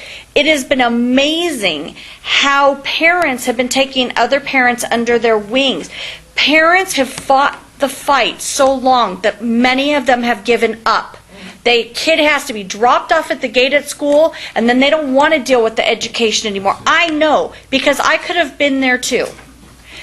But I'm a fighter, and that wasn't good enough for me. But I can tell you, because as a representative who's been fighting for other people's children whose parents have given up, or whose parents work full-time, or don't have the same knowledge base or education, that it does, and I hate to use this phrase, but it does take a village, and it does take everybody pitching in. But if you don't bring together those entities to help fight together, you're never going to have accountability from the parents either. The only way to get that and to get kids to turn around is to motivate them and is to get them excited and get their parents excited about education, because that's where it starts. Parents, did you want to add something there? No. She's better than I am. Oh, I'm sorry, Samira. Yeah, that's okay. 46 years ago, I got my master's in education at USC, and one of the classes I had to take was in Ebonics. They didn't call it Ebonics. They didn't call it that. It was something else. But anyway, I saw the writing on the wall. Aside from that, I didn't stay as a teacher very long. I got out quickly. How do, let's see, regarding parent trigger, you need to know the parents, who they are, how to get in contact with them. What's the best way of getting the names and addresses and phone numbers of parents of a particular school? I mean, There's the rub. Yeah, I mean, organize. I mean, we were in Compton for 5 months, and we've only been able to contact 82% of the parents. Now, I do think that if organizing in a neighborhood like this would be a lot easier, because people have email lists who are connected. In Compton, it's just such a distressed neighborhood that there are simply no social networks. These parents didn't know each other. And so I think you've got kind of two extremes, and probably most schools and most communities fall somewhere in the middle.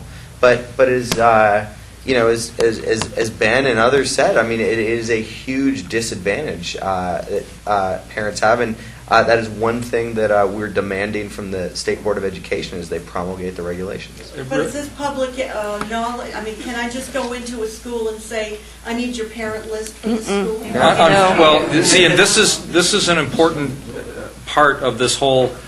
And this is there's silver bullets. There's ways to deliver reforms, and the parent trigger is one of them. But this is where the entire thing becomes a process that we all have to be engaged in at every level. So it begins a cascade. So where do we get the names? Well, some of the critics, the rabid anti-parent trigger people, are saying these nefarious organizations are going in and finding people.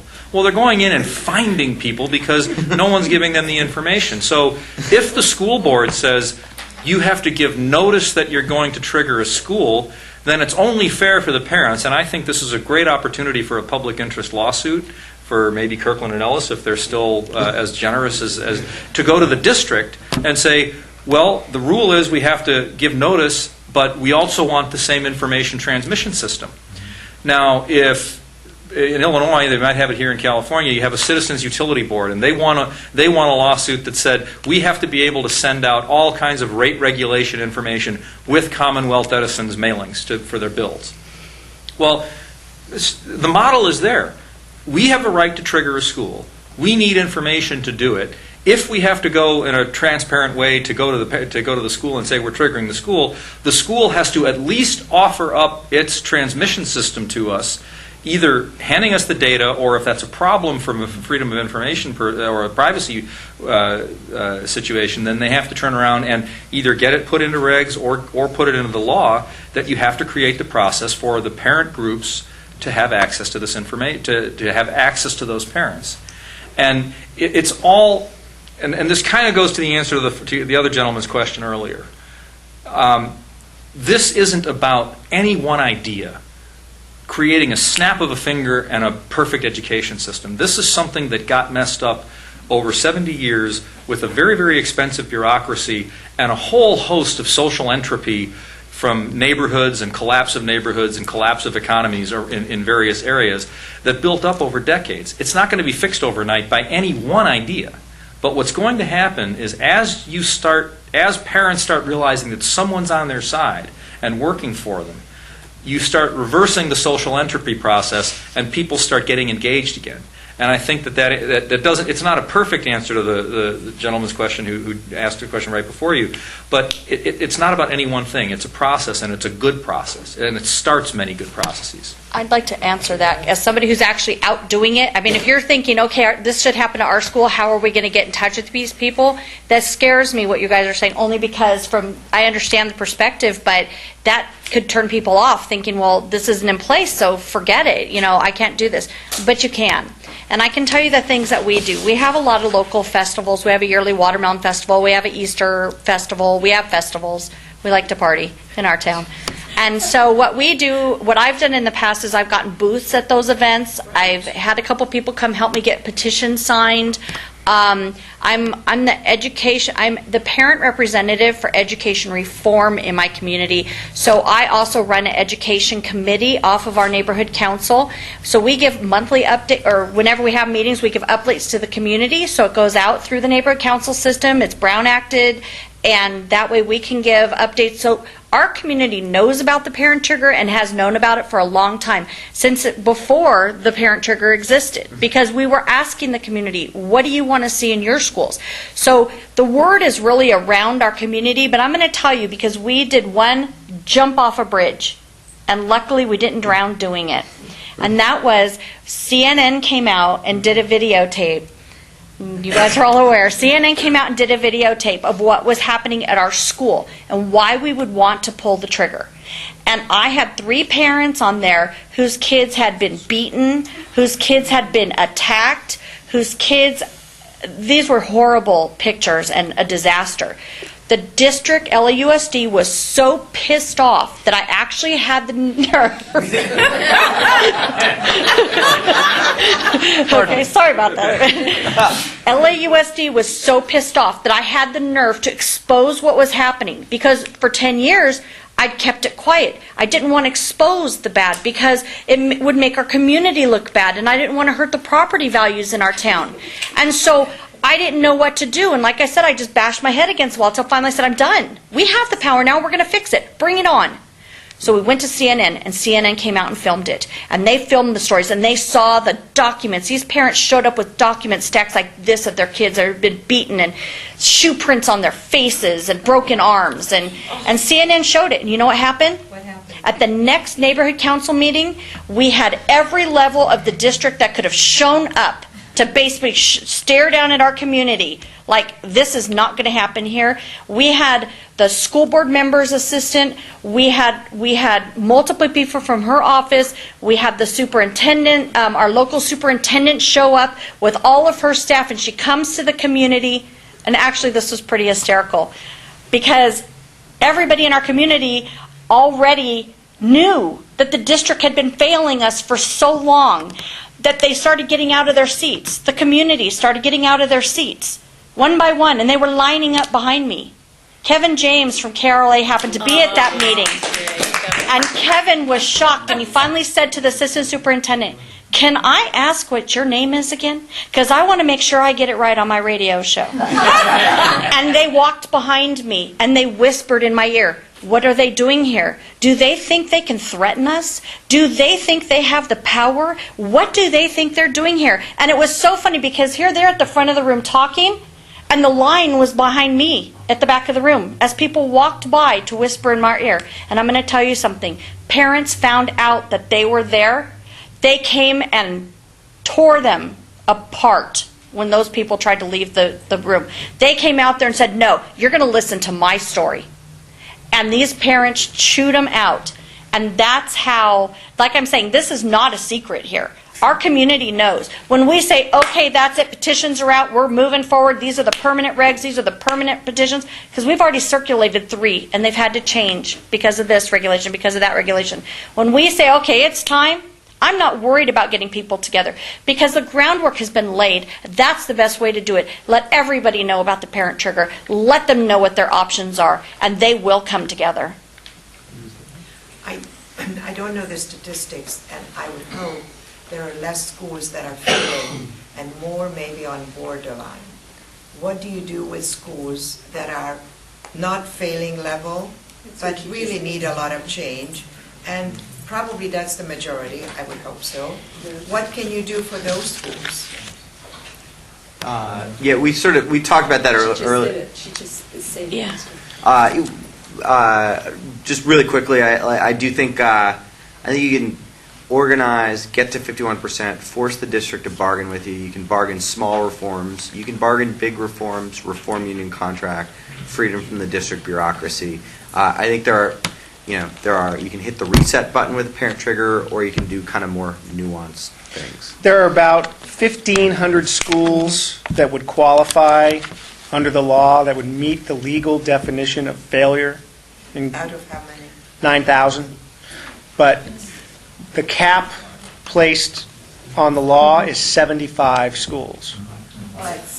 Why? Political compromise. It was a compromise. I mean, a lot of the law was just a product of compromise. Had to get the thing passed, and they had to get it done at the 11th. Is it just California? Is that California? Yeah, that's all California.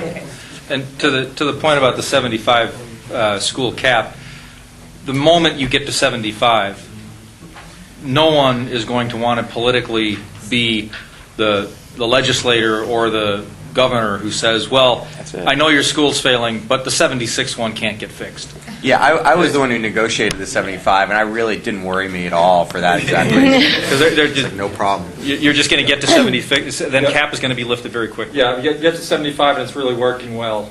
It'll keep going. Anthony? Yeah, this question is for Linda. Anthony, by the way, is a really important voice in all this. Thanks, Ben. I do have a blog. It's called edobserver.blogspot.com, and I have a flyer. Maybe the biology teacher who's working hard with illiterates can help me promote that.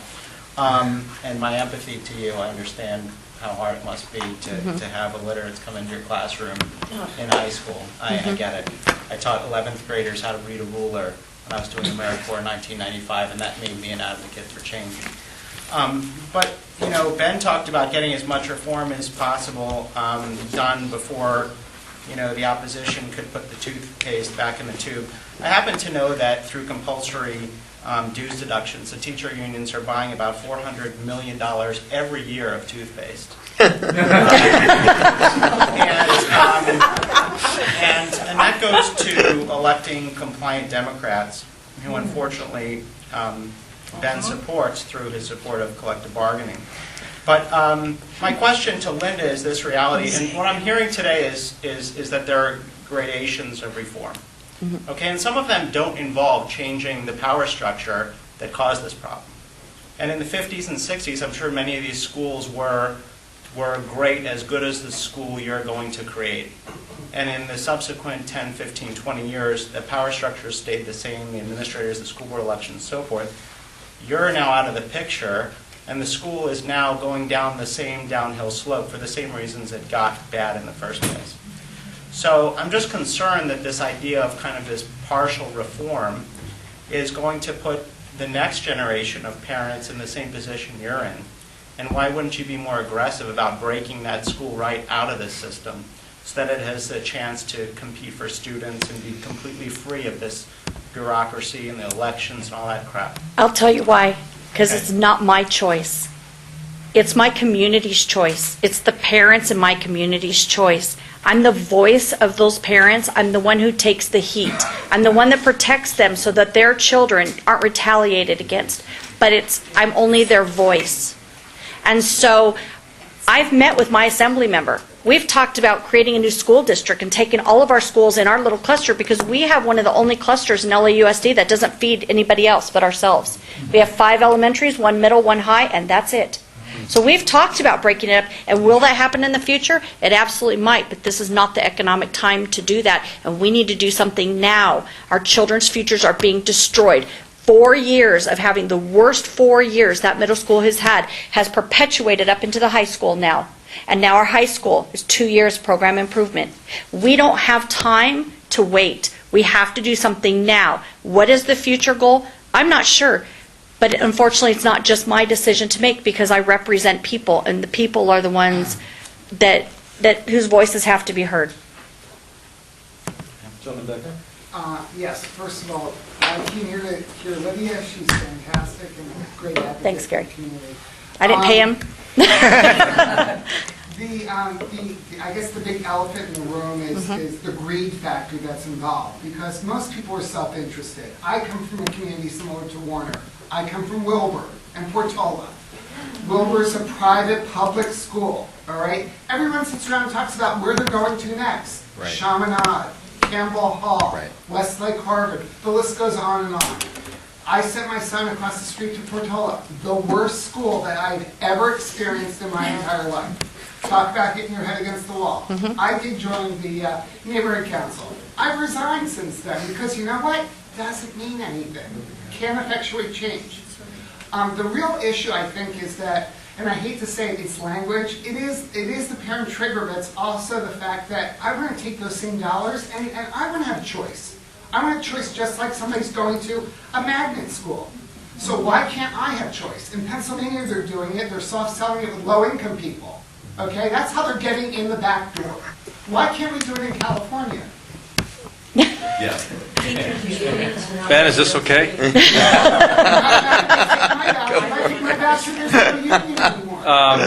Yeah, our policy brief, that's one of the things Heartland did. Now, people should know that the Heartland Institute has been a pro-voucher, money follow the child think tank from its inception.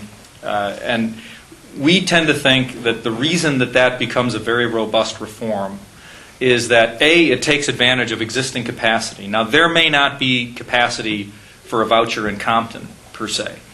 But in places like Chicago or in other locales, Detroit, for example, it might be a very, very powerful solution to the scalability problem. It also is proven to work in a lot of places. Primarily, we've seen studies, the Edgebrook study, and we've also seen Milwaukee. So we agree with you. But again, from a standpoint of political compromise and what can happen at the point it can happen, that doesn't take away the fact that the parent trigger is a very, very important bill that, again, it's going to get people used to the option of exercising power. And then assuming that those options expand and there's more availability, that those things, whether they're negotiations or whether they're a voucher addition, will come later. At this point in time, you could move to Missouri, where they filed a parent trigger bill that has vouchers in it, but that hasn't passed yet. So again, it's a tough sell in a complex that's still very, very powerful. Very quickly. Gloria Romero authored California's parent trigger law. I interviewed her 2 or 3 months ago, and I read back to her a statement that she had made on the floor of the State Senate. I think it was beginning of 2009. She had introduced a bill it was one of her public choice bills. I think it was one of the interdistrict transfer laws that she got reauthorized. And she made a statement where she said, if we pass this law, we will show that we are not afraid of parents. We are not afraid of letting them make these decisions for public schools. So I asked her, I said, Senator, why wouldn't you then make the next step? If you're not afraid of giving parents this choice, to make this choice for a public school, why wouldn't you be willing to let them make that choice for a private school and embrace a kind of a voucher system? And she said, you know what? I'm kind of heading that direction. She said she supports the DC Opportunity Scholarship Program, for goodness sake. And so I think that She got voted out. she got voted out. Yeah, she ran. Well, she got termed out. She got termed out, and then she got slaughtered by the unions. But see, but I think the point is, and I think this is relevant to the work that you're doing. We're in the public opinion business, you and I, right? We're in the business of persuading people that these arguments are right. And that takes a long time, but I tell you, I mean, I've been doing this for a while too, and the argument has changed, and the shift has changed. I mean, I'm very surprised at the sort of people who are on board with some of these ideas now, who would never dream. I mean, in Illinois, James Meeks, the senator, James Meeks, who's the vice president of Jesse Jackson's Rainbow Push Coalition, the guy sponsored a voucher bill last year. I mean, things are happening. Things are really happening. So, to your point, I think that once people accept the logic of what limited, but in California, fairly robust public school choice we've got, eventually you have to ask and answer that question. Why not go whole hog? And I think we're getting pretty close to it. I really do. I want to add to that, though, and that is one thing that's very concerns me about that is, yes, parents in our community, our parents, once our kids hit 6th grade, they take them off to the magnets. Our community is like deserted because they don't want them to go to the middle school. The problem is it leaves the community left with a failing school, and that, for me, is the most important thing. I've lived in my community for over 30 years, and our property values and our future of our community depends on us having good schools. And so the parent trigger is for fixing those schools for the people who are left behind. So the two can work hand in hand, but we need to fix all the schools so the choices are even bigger. Is there any potential synergy with Teach for America? Oh, yeah. And have you followed I just happened to hear the head of that on C-SPAN a couple of weeks ago, and I couldn't believe they've got an army of dedicated, wonderful people who could go into industry, do something else, and are staying in teaching. And I just wondered if it's somehow... Yeah, the Teach for America is great. The leadership, they're good, but politically timid. I think they're a little bit afraid of all this. She was sounding pretty bold. No, she is, but ask her about parent trigger. But all that being said, we're big fans of Teach for America. My first introduction to them was I worked on the Locke transformation, where Green Dot took over and transformed Locke High School, and we had to get, that was a teacher trigger. We had to get it. I can talk during this tape. I think it's okay if the rest of the universe misses this. We had to get the teacher signatures, and at Locke, the average kid had a 4% chance of going to college. It was a situation that was not as bad as Compton, actually, but almost as bad and utterly indefensible. It was really hard to get those signatures because, for all intents and purposes, unlike talking to parents, we were asking teachers to sign something that was basically against their own self-interest. We were asking them to sign away their jobs, for all intents and purposes, for greater social justice. That's where I got the idea for the parent trigger, because I remember having conversations with teachers, and the vast majority of the teacher signatures we got were actually, the teachers who signed were really cool, and a lot of them were Teach for America alums. And so the last few signatures we got, we only won by one signature. The last few signatures we got, the conversations we got closer and closer to the end had less and less to do with kids. And I remember thinking, this was almost 4 years ago now, I remember thinking how different these conversations would be if parents had this same right. But to answer your question, the Teach for America, I think that their leadership from a grass top political perspective, I think they're pointing in the right direction. I think they need to get a lot bolder, a lot more quickly. But they are, I experienced firsthand in Watts at Locke, there are seeds of a revolution all embedded within the district, within the system. Administrators, because once you affect all this change, yeah, you have the corrupt PTA parents who are as bad as the administrators. Unlike you're a perfect model, but how many of you are there in any of the communities. So from a, an operational standpoint, I just said, hey, they got an army. No, they're awesome. The teachers of these, themselves and are just I had awesome. no idea, frankly, so. They're great. Yeah, James? Before we went into Compton, we had the experience. Does everybody know what public school choice is at LAUSD? It's a new system that some good has come out of it, some not so good.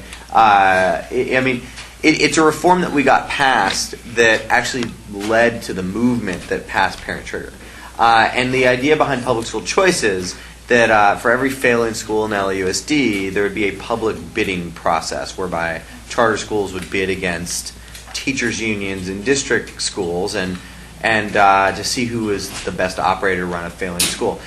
In theory, it's a good idea until you recognize that the same people, who had driven the car off the cliff still have the keys to the car. I mean, it's basically the same people.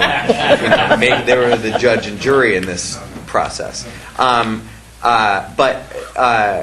That's all a long way of saying that there were parent votes written into the LAUSD public school choice process. I'm sorry. Show you what? No, go ahead. I'm sorry. Okay. So, anyways, there were last spring, about a year ago today. There were parent votes, and in these parent votes, this is when we saw the first inkling of what we experienced in Compton. We intercepted a flyer that said if you vote for a charter school, you could get deported. This is where we saw really the deeply ugly side of this. And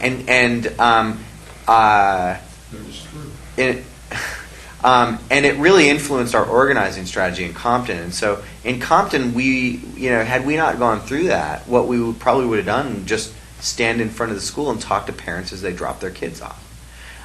But we knew what the district was capable of doing, and Compton turned out to be much uglier than LAUSD. And so the way we met parents is we knocked on their doors, and parents who were interested in this movement, we asked them if they would host a house meeting and invite their neighbors. And we would have a house meeting in their living room, and that every parent who showed up, we would ask them to host house meetings and invite their neighbors. We didn't have a list. We were making it up as we went along. But we knew that we couldn't stand in front of the school because we knew the threats and the intimidation that would ensue as a result of that. So it was old school community organizing. Just getting let's say 3 more questions, and then maybe if you have questions individually, you can ask our people if you're going to stay for a little bit. Yeah. Okay, Joyce, you're up next. Well, I understand from what you've said that you make this fight local in order to thwart the central planners who are responsible for this situation in the first place. So how does the U.S. Department of Education fit into all this? How are you going to deal with that? Or does that come into it at all? And of course, as we talked about, there are UN imperatives to affect what American kids learn. And nobody has mentioned something that bothers me a lot, which is that rather than teaching subject matter, a lot of the time the teachers are preaching ideology. And that also is in line with central planners from on high. And does that bother you as much as it bothers me? And eventually, are you going to get to issues of curriculum? You have a whole series of, that question could be a symposium in and of itself. So I'll try to be really, really brief here. In the context of this law and this kind of reform, I would say that it's probably the most effective bulwark or option against that centralization. The minute a failing school is triggered, it gets converted from a government education complex school to a neighborhood school. And that's not necessarily the parents being the ones running the school, whatever they can negotiate or whether a charter comes in. It means that the parents have the power to change that school to a different kind of option. What we have in the other direction is an increasing centralization of education. You can hear people on both sides of the ideological aisle argue for and against the Common Core standards, which some people say are better standards than some of the worst states, but we've already seen some really good states drop their standards to get under Common Core. And you have a situation where the 10% federal tail is wagging the 90% state and local dog in education curriculum. Again, what you really need to look for, and this is why I tried to frame it this way, is this goes beyond just this one reform. This goes toward creating a transformed system where the parent is able to say, what is best for my child and what options in my neighborhood are best suit my child. And it shouldn't just be the one existing brick and mortar school there. It should be a much wider range of options. But to get there, we need to first start the process of parental empowerment. It is actually, whether you're worried about centralization from the federal government or you're worried about something coming down from the UN with treaties and all kinds of other things, which I think in some cases are overstated, but it's also fair to say you look out at what's being built and there's an infrastructure being set up. The only real answer still is individual parental empowerment. So the more Lydia grants you have, That's frightening. well, no, I mean that entirely as a compliment. The more Lydia grants you have, informing their community on how their parents can become empowered, the more of a framework you have to fend off that creeping centralization. If I would just add, talking about U.S. Department of Education, I say this as I think I'm in a minority of being a Democrat, a progressive Democrat, and even a proud progressive Democrat. But my party has a long way to go on education. I'm a Democrat for plenty of other reasons. But speaking of the U.S. Department of Education, though, it is important to note that without President Obama, Parent Trigger never exists. Without his Race to the Top initiative, we would have had absolutely no chance to pass Parent Trigger. And President Obama was pretty courageous the way he structured the Race to the Top initiative. What it said was, we're not going to distribute, when it comes to a sliver of the education dollars, a very small sliver, the education stimulus dollars, a little over $4 billion. He said, we're not going to distribute this equitably to the states by formula. We're going to distribute this to the states that do the boldest education reform.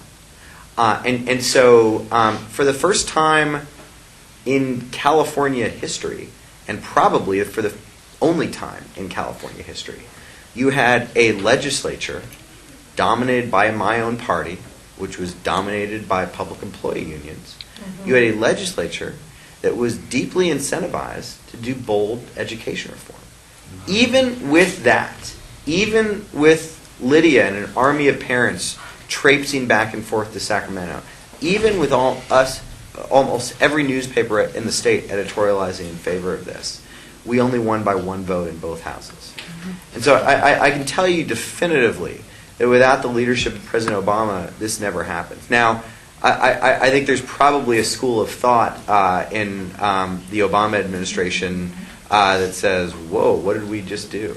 You know, maybe this is getting out of control. I don't know. I mean, I like to see better angels, but I think there's probably a school of thought there. But that is a factual statement that without Race to the Top, this never happened. That's true. I would frame it somewhat differently, however. What I would say is, all of these states. So we had this pot of money, $4.35 billion from one-time stimulus money, right?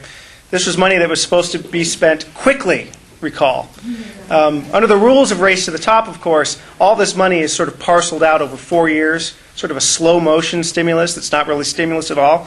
But anyway, so $4.35 billion that all of these states compete for to basically patch over budget deficits and things like that, to commit to ongoing programs with one-time money. But yes, thank God they did, because they actually did pass some things in pursuit of this money that were actually useful. Parent trigger being one of those things here. Several other states, raised their charter caps and made some substantial reforms to the way teachers are hired and fired and evaluated and things like that. So some good stuff came out of Race to the Top, but the premise was very, very bad. Very, very bad. You still didn't get any money. No, we didn't. We didn't get any money. That's right. We did not. We got a bunch of reforms, and we got the parent trigger, but we got $0 both rounds. Lost twice. Okay. That's right. 2 more questions. Okay, I'll try to make this fast. I mean, kudos to all of you, all 6 of you for putting this on. I mean, you're all heroes in this room, and we're all very appreciative. Then A, I wanted to ask you something, because you mentioned something when you were talking about A, it's all about money and power, obviously. Right. And when you have, the unions have the money and they buy the power through the legislators, the school boards, et cetera. Right. And you have the unions that basically, with all due respect, control your party, control the Liberal Party, controls California, controls, look what they did in D.C. with the unions, when the unions spent, the union head wrote every single Democratic legislature telling them to kill the empowerment program, which they did, a tiny little program that the Republicans put in place for no great political gain. And unfortunately, the unions and the clout that they wield within your party, not only economically with the pension, health benefits and all that stuff, and the education, I just wondered if you had any cognitive dissonance in being a part of this, because every time you go in that voting booth, you and Whitney Tilson and Terry Moe and the others of your ilk that are doing great work but you're still supporting and feeding the bad wolf. You're still feeding the same people and putting the same people in power. It's a great question. I mean, I would say a couple of things. One is philosophical, and one is kind of realpolitik. My philosophical answer is that my critique and the progressive Democrats in this movement, our critique of UTLA is from the left and not from the right. I mean, when I talked to AJ Duffy, I mean, this is not. I mean, if you're telling me that the progressive position is defending a status quo where half our kids don't graduate, 90% of our kids don't go to college, and the system is fundamentally designed to fail and is not getting better. If that is the progressive position, then we're in Alice in Wonderland. That's absolutely true.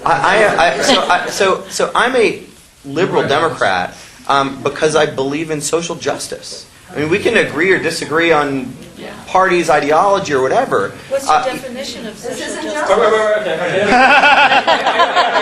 I'm sort of afraid of this point. You can have a wrestling match after. But I do want to answer this. I believe in social justice, and so if I have we can agree to disagree on the value of unions in our society. And I do think that sometimes when we talk about unions, it is important to parse out public employee unions versus private sector unions. But that's a whole separate discussion.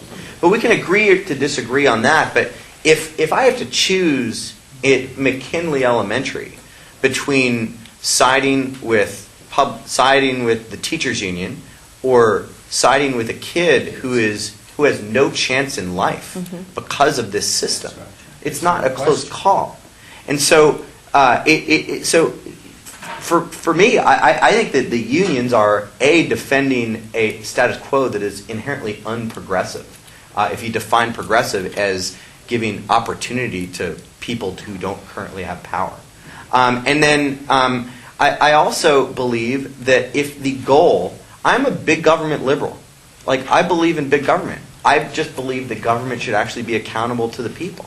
And so I think that the unions are hurting their own cause by defending a status quo that just simply doesn't make any sense. If you want big government, if you want people to invest in government, you should be for government that is accountable, for government that it works, that's responsive to people, and that can actually operate in the 21st century. This is the governmental system we have today, the school system that we have today. In LA, where we have a massive centralized bureaucracy that sucks 30% of the money out of the classroom, that micromanages like 800 schools, I mean, it's the opposite of the way that you would design a governmental system today if the goal is to serve children. But you believe in small government then? Well, I believe in big government that works and that looks radically different than it does today. If it So in any case, the last thing I would say, but I love this conversation though. I think it's fascinating. And by the way, I've learned to love libertarians. But the last thing I would say is that you need me. You need that, especially in a state like California. You've got to be fighting on all fronts. And you've got, in a state that is going to be dominated by the Democratic Party for a long time, we've got to transform this party. And I do think that there is a generational shift going on in real time within the Democratic Party because people are attracted, again, to the Democratic Party. Again, we can agree to disagree on this, but people are attracted to the Democratic Party for fundamental ideals of social justice, empowerment, et cetera, et cetera. And there's an emperor has no clothes moment in the Democratic Party. Where, really? This is what you're telling me I have to defend? Really? And it's because you have a lot of money? Really? That's the only reason? It's just not a good enough reason, and I think that there are people waking up to that. So we can agree to disagree on a lot of stuff. I think it's really cool that people on this panel, I think there's a lot that we don't agree on. Oh, yeah. We don't agree on 95%. Yeah. We agree on Karen Trigger. Yeah. And that's really cool and really powerful. Okay, Bruno wants to comment, and then we'll take one last question, and then you can... Really quickly, so the people in the room understand, particularly describing Illinois. We had a very, very progressive Democrat promote a voucher bill, and it almost passed.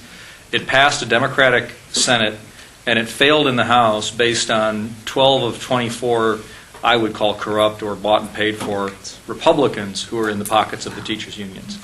12 more Republican votes, and we've had a voucher bill in Illinois. And it wasn't a perfect voucher bill, but it was a good bill. And it was the Republicans that, and the Speaker of the House, the most powerful, the smartest person in Illinois, voted for it. And it was the Republicans who killed it. And again, this comes back to where I keep on trying to remind you all, it's not just the unions, it's the system. Because what you have downstate and in the Chicago suburbs are a group of, it's a Republican farm team of patronage jobs inside the district bureaucracy where they all get these obscene pork pensions, payroll, and perks, and they love this system. We had a Democrat put up a bill to table, had a Democrat who put up a bill to consolidate and abolish 700 out of 800 and some odd school districts.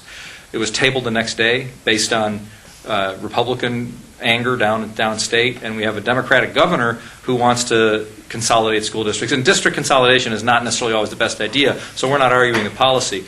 But this stuff is all being killed by bad guys on the other side of the aisle who ought to be for some of these ideas. And then you have the city of Chicago. Need I say more? Okay, last question. Although Rahm ran on a parent trigger campaign. He did? He did. My question is, a charter is, as I understand it, a declaration of independence. The U.S. Constitution is a charter, the Magna Carta is a charter, freedom from monarchy, from single rule, creating choice in the system. This is what I work with Green Dot Public Schools, so that I can know that.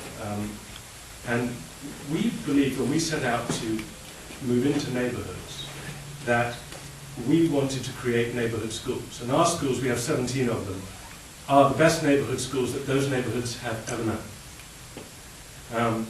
And we hear a lot of division around, this is a neighborhood school, that's a charter, this is something else, this is something else. But I believe that we are all on the same team. Neighborhood schools, charter schools, so on. We are fighting, as you say, an educational complex that I think is entrenched and bureaucratic and will not reform itself, cannot reform itself. I guess my question for you as an apparent trigger is, how do you see, everyone gets quite tunnel visioned about the thing that they're doing. And I think we do need all the levers that we can use in combination. And so how do you see charter schools and working with the parent trigger. And obviously we know that because we were very instrumental in sort of supporting the parent trigger early on. But how do you see that happening at home? Because as I hear from you, we don't want children leaving and going to a magnet or a charter school, so we want to reform our neighborhood schools. We believe that a charter school, the goal of Green Dot schools are to improve all the schools. So, for instance, in the Jefferson area, the Jefferson school, before we tried to take it over, was a failing school, 452 API, and a terrible, terrible school, 1-1 in the state. It was also a 4-track school, which means that there were kids year-round in that school, and it was massively overcrowded. It had 3 times the population that school was built for. And we opened 4 schools around it. And now that school, our schools are doing tremendously well in that area, but that school is now a single-track school, 120 points higher in API. That's a big improvement. It wouldn't have happened without competition introduced into the system. And so I think that's a very important thing that's often lost in the charter argument, that what we're trying to do here, as well as the parent trigger, is improve all the schools. This is not about, we can do it better than you, therefore great for us. This is about, we can do it better for you so that you can do better in your school. This is, we want to share our knowledge, we want to teach, we want to relieve you of the burdens of your bureaucracy so that you can now improve. That seems to be the goal, and it seems to me that we can work together on this, that all of us, and that there should be more communication, that these are levers, that parents, that people interested in education reform, charters can work together. I agree with Ben, there are good charters and bad charters and mediocre charters. But we are very fortunate in LA to have an extraordinary number of good charter schools. And for me, again, I'm trying to recast that charter word because I hear so much negativity around charter as privatization. But recasting it in the idea of a declaration of independence, which is what that is, a choice option. Yeah, and I know you looked at me as you said it. I certainly did not want to give the impression that I am against charter schools, because I'm not. In fact, it's funny. I didn't get okay, good, because I certainly don't know me that. But I did hear neighborhood school, and I'm hearing that a lot. Okay, let me tell you why. Because we have been fighting this fight for over a year, and that was what constantly got thrown in our faces, is this is about privatization. This is about you guys wanting to turn every school into a charter. And that's why I have, and I can tell you because I go to Sacramento all the time, I wanted to get the word out, and I guess I was stronger on it tonight than I probably should have been, and at the last CDE meeting also, because ours is not about a charter. I believe in school choice. I believe Gary should sit down and say to his wife, what's the best school for our kid? This charter, this magnet, our neighborhood school, this one or this one. What do they offer, and which is the best for our child and their education? That's the big picture, and that's what it should look like. The only reason that I really focused on doing what the transformation was, that we stay with the district and we don't go charter, is only because the media, all the naysayers against the parent trigger, that's been their target. That's what they've been ripping us apart with. This is about privatization. This is about charter schools. And in our case, it wasn't. And actually, I want to say, because one of the people who kind of in the beginning when I started this fight with the parent trigger before it was legislation happened to be Steve Barr. And he saw me at an event at a charter school. I don't remember the name because y'all have a me know something and I can never tell them apart. But I remember Steve standing there saying to me, I can't believe it. And I said, what? He goes, I'm standing here with the parent who's been fighting the district for 10 years and you're still fighting. He goes, I don't think I've ever seen that before. He goes, I can't believe it. You definitely need to work with us. And it was like, no, I don't work for anybody. I work for the kids in my community to make it better. And I've always taken that stand, and I certainly did not mean to come across as any one school is better than another. I think there's a place for all of them. I think there's a place for religious education. I think there's a place for private schools. I think there's a place for everybody. It's about choice, and it's about each parent being able to choose what's best for their kids. And that's what I truly believe. I think that was a great question, and I think it's been a great answer. And I think we're going to end on that. And if you obviously we're here want to talk to people individually, I want to thank everybody for coming. Sorry, Linda. Oh, that's okay. I answered it.